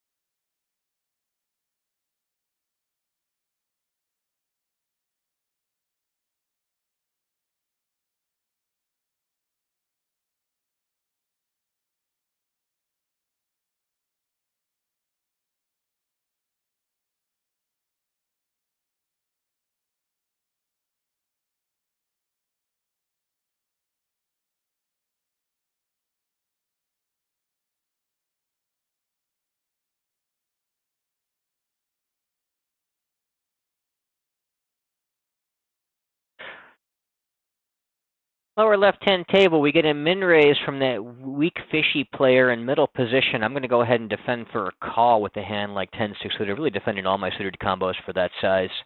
Check range on the flop. Get an ace-jack-10 rainbow board. He bets half pot. I'd probably just fold except for that have the backdoor flush draw. I'll stick around with that, see if I can't pick up some more equity and continue. Now he checks back. I'm just going to try to check and show this down. Not trying to make him fold an ace or a jack. Not trying to get value from worse. Now he goes and he bets half pot. I'm probably sure that's supposed to be a call. And the half pot is just so bluffy from the fish.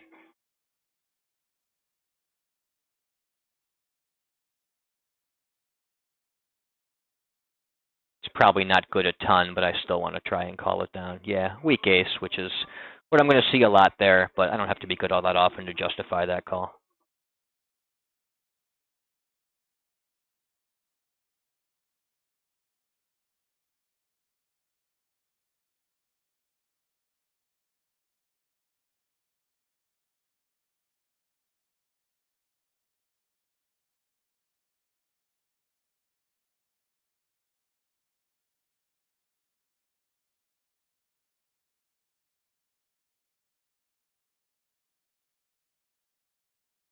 Get a recreational player limps the cutoff. I will isolate from the button with Jack-10 suited using something like my cutoff open range, about 28%.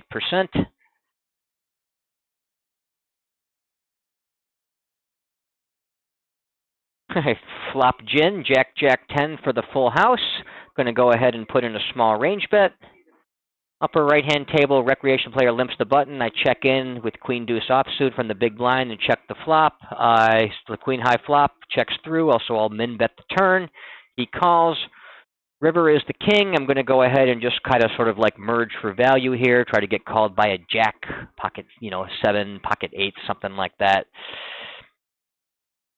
We get a queen turn here on the lower left-hand table. I want to go ahead and just start trying to get some value from this guy. Although I've got the board so locked down, I'm trying to think if it's better.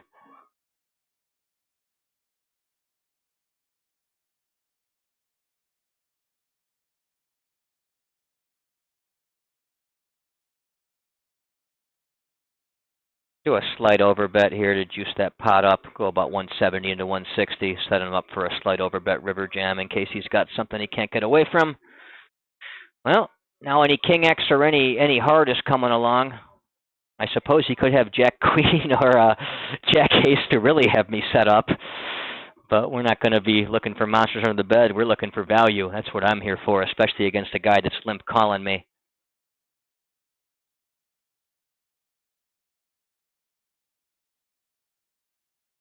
Upper right-hand table, recreational player limps the cutoff. I'll complete the small blind with ace-5 suited.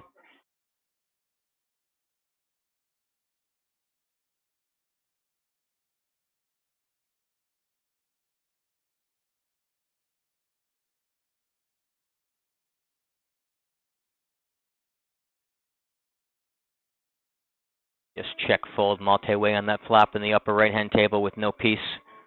He's tanking. Come on. Give me a gift, man. It's Friday. I'm looking for some party cash. Pay me. Only money. You can always get more if you lose. If you win, you get a story.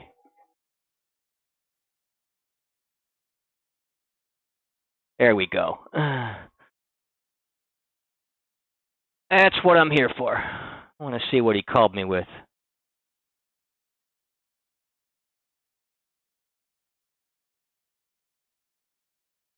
Jack-9. So he had trips. Flop was kind of the cooler. The board got nastier and nastier. Maybe there's some chance to get away, but he's in really bad shape on the flop. Once he limp calls pre-flop, he's hung himself out to dry there.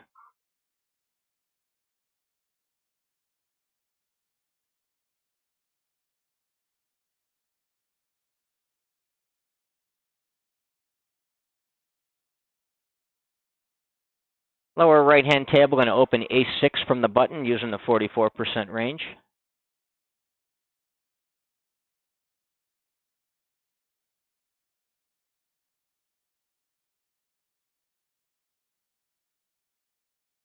Button calls and leads into me on the queen 8-9 monotone flop, and I've got no piece of it, no club, so I'm just going to go ahead and fold.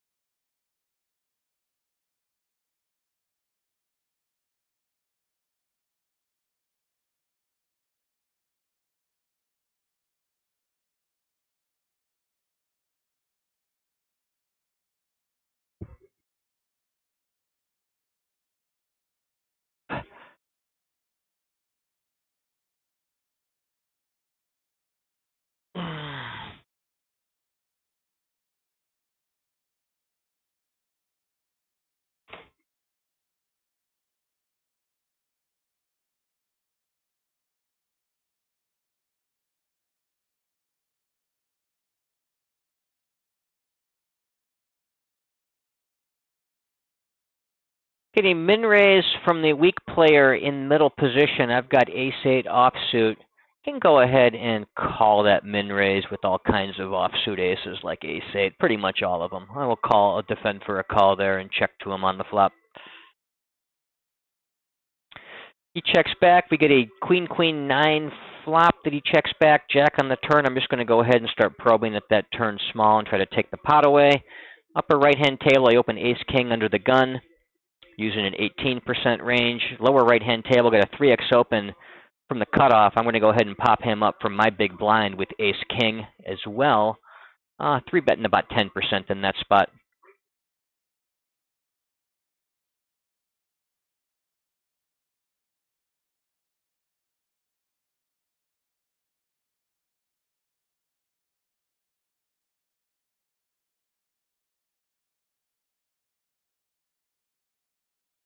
Recreational player limps the cutoff, folds to me. I will check in the big blind with Jack 9 and check range on the flop.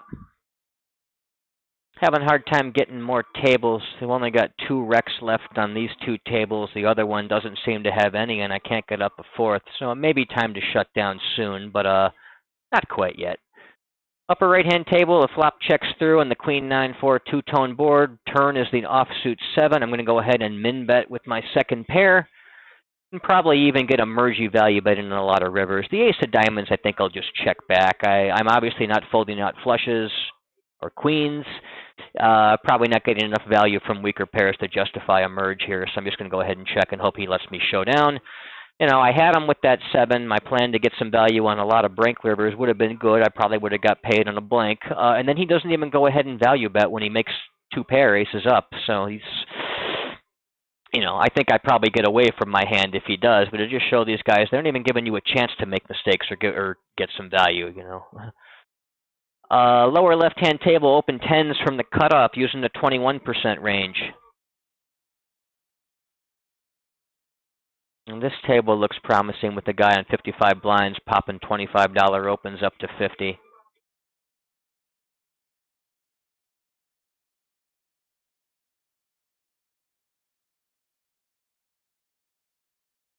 Get called by the big blind, get a 5-4-3 rainbow flop. Going to go ahead and range bet small. Be betting a lot of turns, but depends on, you know, I can bet 10s, 9s, 8s.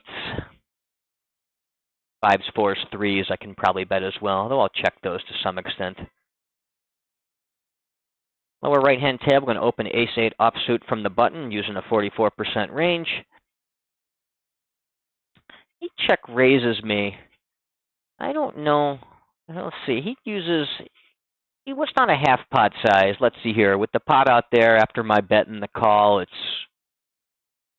you know, 83, 84, and he puts 50 into it. It's a little bit bigger than the guys that are just taking shots at you with random sizes.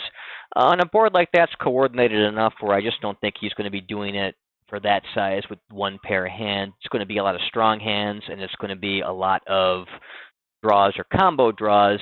I'm going to come along for a call because I got a pretty decent overpair here, but I'm not going to be looking to get too involved and do a large pot here if he keeps barreling unless, of course, if I find me a 10. If I find me a 10, that's a whole different story. Lower right-hand table, going to go ahead and open aces from middle position using 21% range. Now, when he goes ahead and checks the turn, I'm going to go ahead and check back my 10s. That's a great river for me. There's that 10 I was looking for.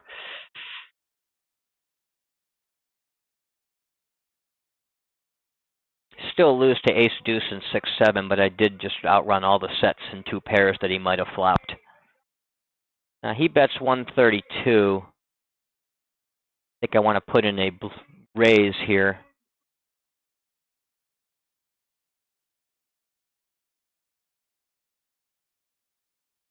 Going to go ahead and put in my value raise, having rivered that set.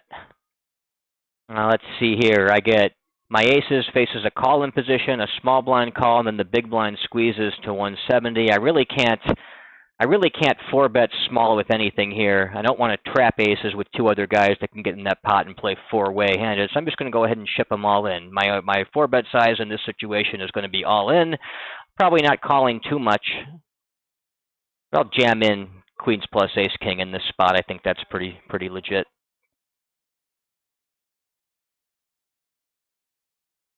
And that was against ace queen, so he made top pair, top kicker on the turn. The flop, he was just taking a shot at me. It ran out pretty nice for me to get as much value as I could.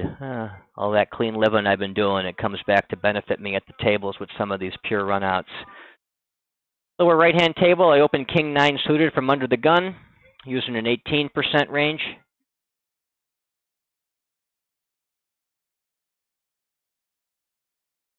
Big blind calls, checks to me on the ace, king, deuce, 2-tone board. Going to go ahead and range bet small.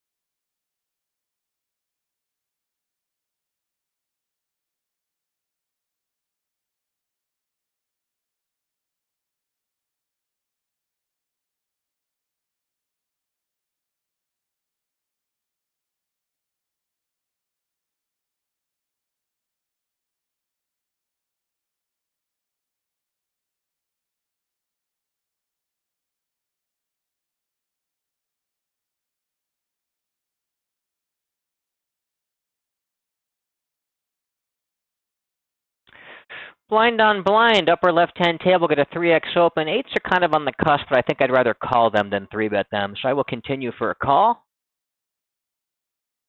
Decent board for the 8s. He quickly goes ahead and bets small, perhaps a range bet. Bets about a third of pot. I will definitely float with 8s on the king 4 deuce 2-tone board. Upper right-hand table, I will open jack 9 suited from the button using a roughly 44% range. On the upper left-hand table, I'm going to check back the 8s on that 5 turn. Upper right-hand table, I flop the nuts with a queen 10-8 rainbow board. I've got jack 9 for the straight. I'm just going to show down my 8s in this spot and beat ace queen. I got check called in the small bet here. The guy's only got about $300 behind him in an $80 pot. I'll probably put about 70 in there on the turn. And we'll go about 75. 75, that makes it 150, 233, with about 220 behind him on the river. That seems a pretty good way to size that. Upper left-hand table, blind on blind. I'm going to open queen 10 using a 45% range. Lower right-hand table, get a min raise from the cutoff. I'll defend my big blind with 4 deuce suited for a call. Check range on the flop.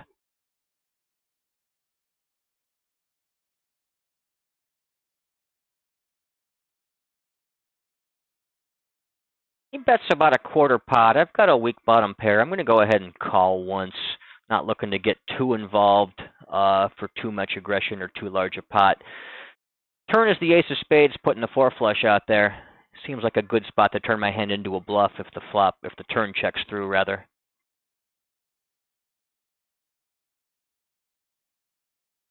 Turn does check through. River is an offsuit 10, doesn't really change anything. I'm just going to go ahead and bluff, try to fold him off some weaker, stronger pair with no spade.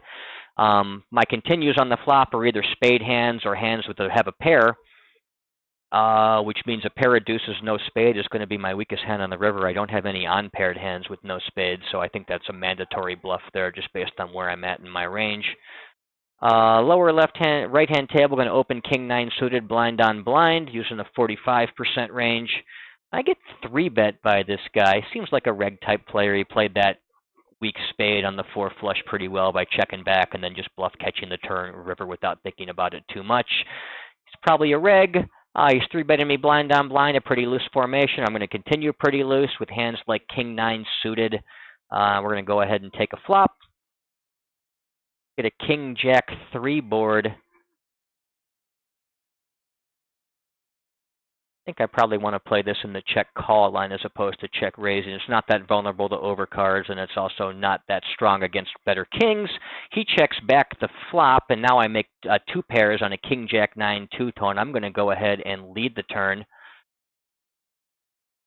Same thing on the lower left-hand table where the flop that was a limp pot checks through. I'm going to go ahead and min-bet the turn. He calls. I'm going to go ahead and try to get some value on the river at about 2/3 with my kings and 9s.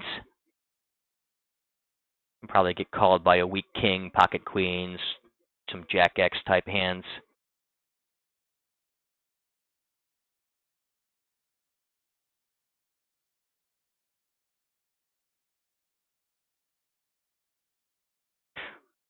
Upper left-hand table, I completed the small blind against a limper. The flop checked through, so I min-bet the turn on the queen 10-10 jack double flush draw board. River is that 8 of clubs, putting the 4 straight out there. I've got no choice but to bluff my ace high, and I quickly pick up the fold once I do.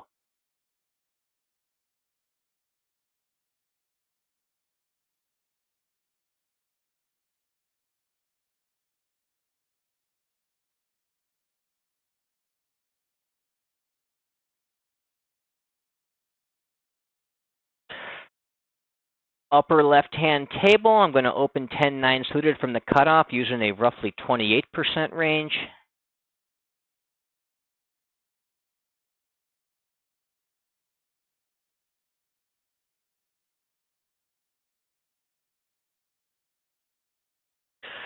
Get 3-bet small. The guy is kind of a loose, passive, and short stack type player, but he's giving me an awful good price. Let me think about this one for a minute. This is not crystal clear to me what I'm supposed to do in a spot like this. I think a hand like 10-9 is strong enough to call in this spot. I just want to play cautiously with 1 pair hands. And it's because he's given me such a good price pre-flop. If he makes that big, I'm just going to fold against that short stack. Now, he checks the flop. I'm not going to get cute and start stabbing against fish and 3-bet pots when they check, because they're going to check call and donk the turn or check raise me and do all kinds of stuff that puts me in bad spots if I start stabbing my air too much. So I'm just going to keep this pot small. Maybe find a way to bluff later in the hand if it really shows no desire for it, but I'm not about to get too involved with total air here. I make my money by getting into that pot with a good price pre-flop, and then only getting involved when I pick up nice flops, good equity. Here with 10 high, no draws, I'm just going to go ahead and fold now that he starts betting the turn. Upper right-hand table, the big blind recreational player calls my button open when I open with ace-8 suited. I'm going to go ahead and range bet him small on the jack 9-3 two-tone board.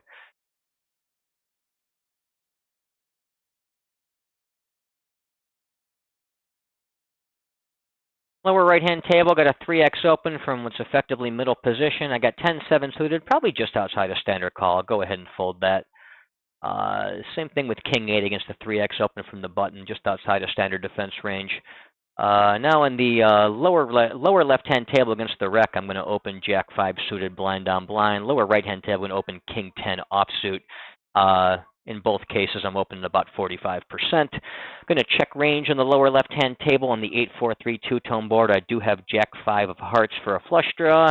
Turn is the offsuit 6, giving me an open-ender to go with my flush draw. I'm going to go ahead and probe the turn small and bet just about every river you could conceive of, whether I make a straight, a flush, make a top pair with a jack, or whether I just whiff out and have jack high. Now he goes ahead and puts in a small raise. I don't think there's a ton of merit in getting cute and putting in some kind of crazy 3-bet against a guy like this that just won't be folding enough and probably isn't raising all that much. I'm just going to call. The price is so good. I'm getting 4-1 here with an open and straight draw, flush draw, and an overcard. Just going to go ahead and do that and try to hit. Didn't hit. Just check fold if he puts in any more money.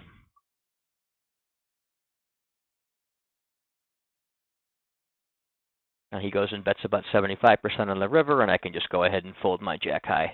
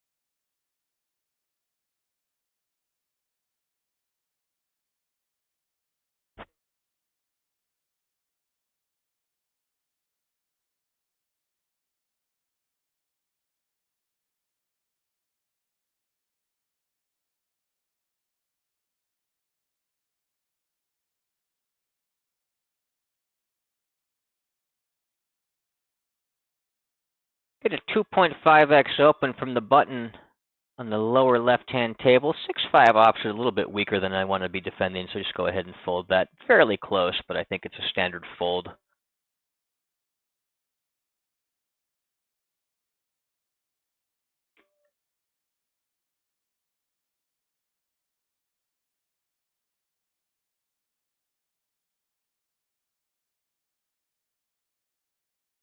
Blind battle on the lower left-hand table against a recreational player. King-7 suited, or King-7 offsuit, normally a bit outside of my standard open range. Because he's a weak player, I'm going to be playing a few more hands just to try to get in some pots with the guy that I think is not very good. Once again, I'll do that more so in position than from blind on blind, but I will expand my range a little bit blind on blind.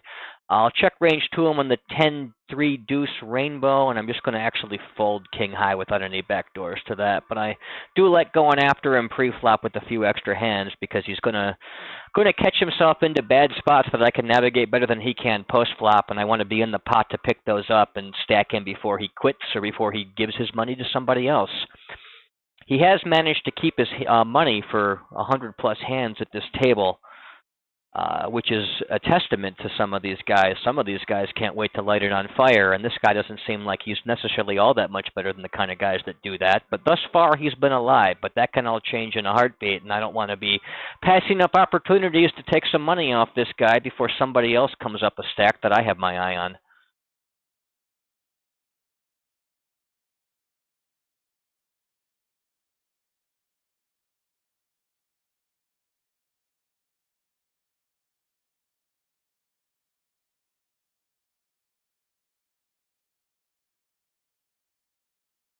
Get a min raise from that recreational player on the cutoff. I've got a really garbage hand, Queen 4 offsuit, so I'm just going to go ahead and pitch that one.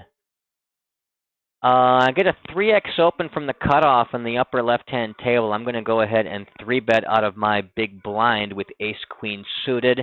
3-betting about 10% in that spot. Upper right-hand table going to open 5-4 suited from the cutoff, using about a 28% range. My 3-bet gets 4-bet and pretty quickly. He's using a pretty decent sizing, so I'm going to go ahead and just not really deviate my range too much one way or the other. Probably trap with aces, call with jacks, tens, and nines, and a few suited combos like ace, queen, ace, jack, king, queen, and ship in my pocket kings, my ace, king, and my queens. Call with the ace, queen suited here. Pretty good flop for me, although he can still have me beat with aces or kings. He goes ahead and checks back. I've got top pair, top kicker. He checked back the flop. It's a nice blank 4 of diamonds on the turn. I'm going to go ahead and probe that turn small. Lower left-hand table, I open king jack from the button using a terrible river for me, and now that ace king has me beat, or pocket kings has me beat if it checked back. He's got all kinds of sets. I'm just going to go ahead and check this and hope he lets me show down, although I can't imagine this hand is good very often here anymore after that really garbage river for me. On a blank, I was just going to ship it in and get paid. Now he goes and he bets 300 and 900. For him to be bluffing here, he's got to be doing that with a hand like ace-7, ace-6. I just doubt they're that heavily in his range. This to me just screams trying to get value on a terrible, terrible run out, and I am going to go ahead and fold. What a shame. Getting moved off of hands in some pretty bloated pots quite a bit this session. But that's part of the game.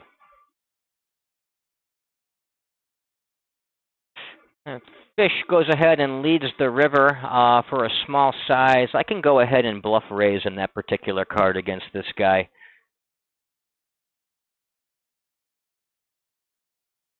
Upper right-hand table, going to go ahead and stab for half pot on that ace-queen-jack board after the big blind or small blind checks to me in the blind battle. My bluff raise got through. What do you know?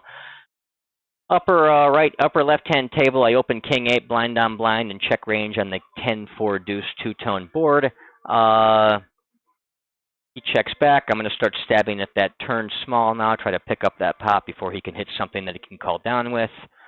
We got a 2x open from the special recreational player on the lower left-hand table. I'm going to go ahead and defend my big blind for that price with 5-4 offsuit and check range on the flop.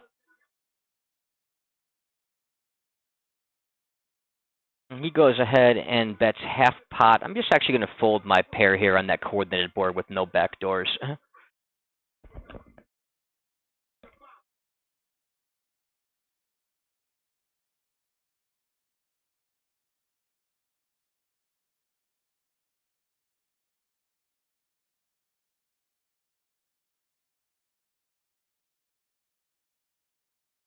For all my crying about that 4-bet pot where a 4-straight banged off and my ace-queen was no good, if he was getting cute and checking back pocket kings, that river actually saved me. In that I was gonna dust off the rest of my stack right into him on a blank because I've got top pair, top kicker in a 4-bet pot where he checked the flop and doesn't really represent all that much strength. So even though I didn't love the run out because it forced me to check fold in the spot where I otherwise thought I was going to be in the lead on a nice pot there is a chance that it actually saved me. And we'll have no way of knowing for sure, at least not till a day from now when the actual hands come out and I can take a look and see.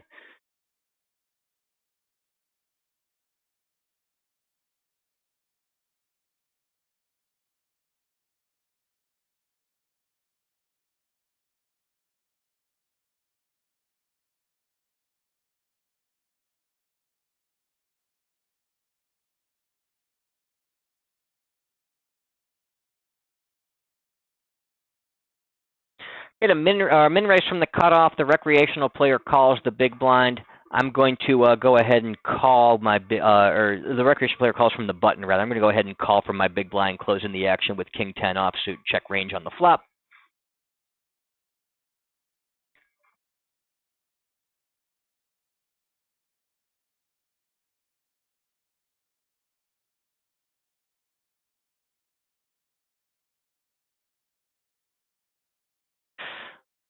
Get a 2/3 bet and the recreational player calls. I'm going to go ahead and just continue for a call. The player betting multi-way for a larger sizing is a bit more suspicious. I don't want to check raise. If the rec himself had stabbed, I might be check raising my strong top pair there against him.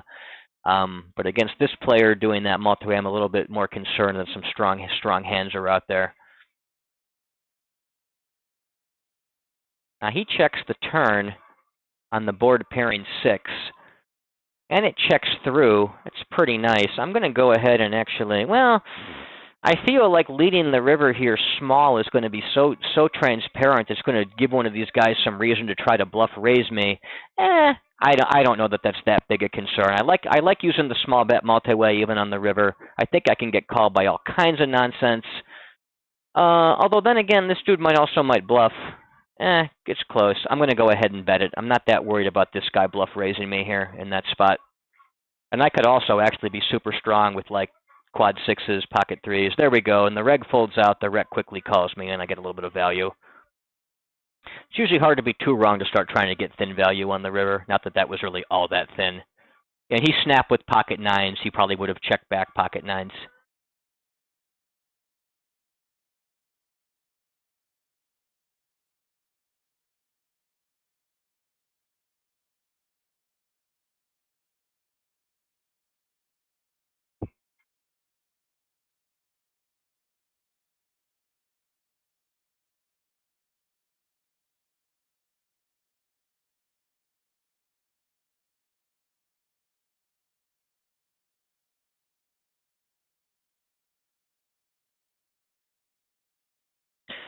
And the tables are breaking. I'm getting pretty tired. I played a lot longer than I typically do. I hate leaving when there's a fish at the table, but most of the other fish have either gone broke or quit, so I think now's a good time for me to move on out.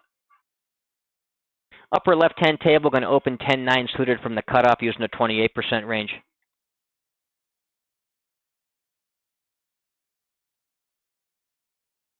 Get called by the big blind. He checks to me on an ace-king-5 rainbow board. I'll go ahead and range bet him small.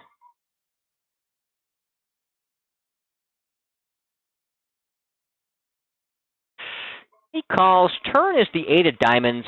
I would overbet or check. I'd probably trap with the aces. I'd probably overbet the other sets, kings, 8s, and 5s. Hands like ace-king, ace-8, ace-5, king-8 can be overbet. I can probably also overbet hands like ace-queen, ace-jack, ace-10. Somewhere around there is where I would cut it off. And my overbet bluffs are going to be flush draws, or Broadway gut shots, especially those with a diamond to block. A hand like 9-10, no pair, no draw. I'm just going to go ahead and check that one back. Look to bluff the river, maybe bluff raise. I don't know. We'll see. We'll see what happens. Now he goes ahead and checks, so I think it's going to be a pretty easy bluff for me here, rather than showdown 10 high. I can have a lot of marginal one pair ace, ace X type hands that check back the turn to keep the pot smaller. I can go for some value. A hand like king queen or pocket queens also make nice value bets here that legitimately would have checked back the turn. Now I get check raised. Interesting. To whatever extent there's value in reshipping over these kind of things, this is a good hand to do it just because I have blockers to the Broadway straight with the 10 in my hand. I just don't think it's a good idea to have that kind of stuff in my arsenal here, so I'm just going to go ahead and fold. I'm going to give the river check raise some credence. There's not too many guys find all that many bluffs in that spot. Lower left-hand table, I opened king-jack from the cutoff. I got called by the button, the small blind, and the big blind, so I checked range out of position.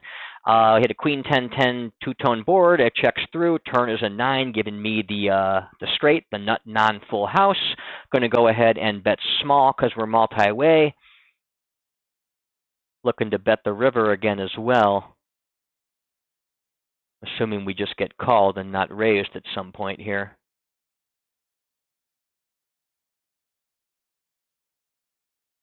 And they all quickly fold.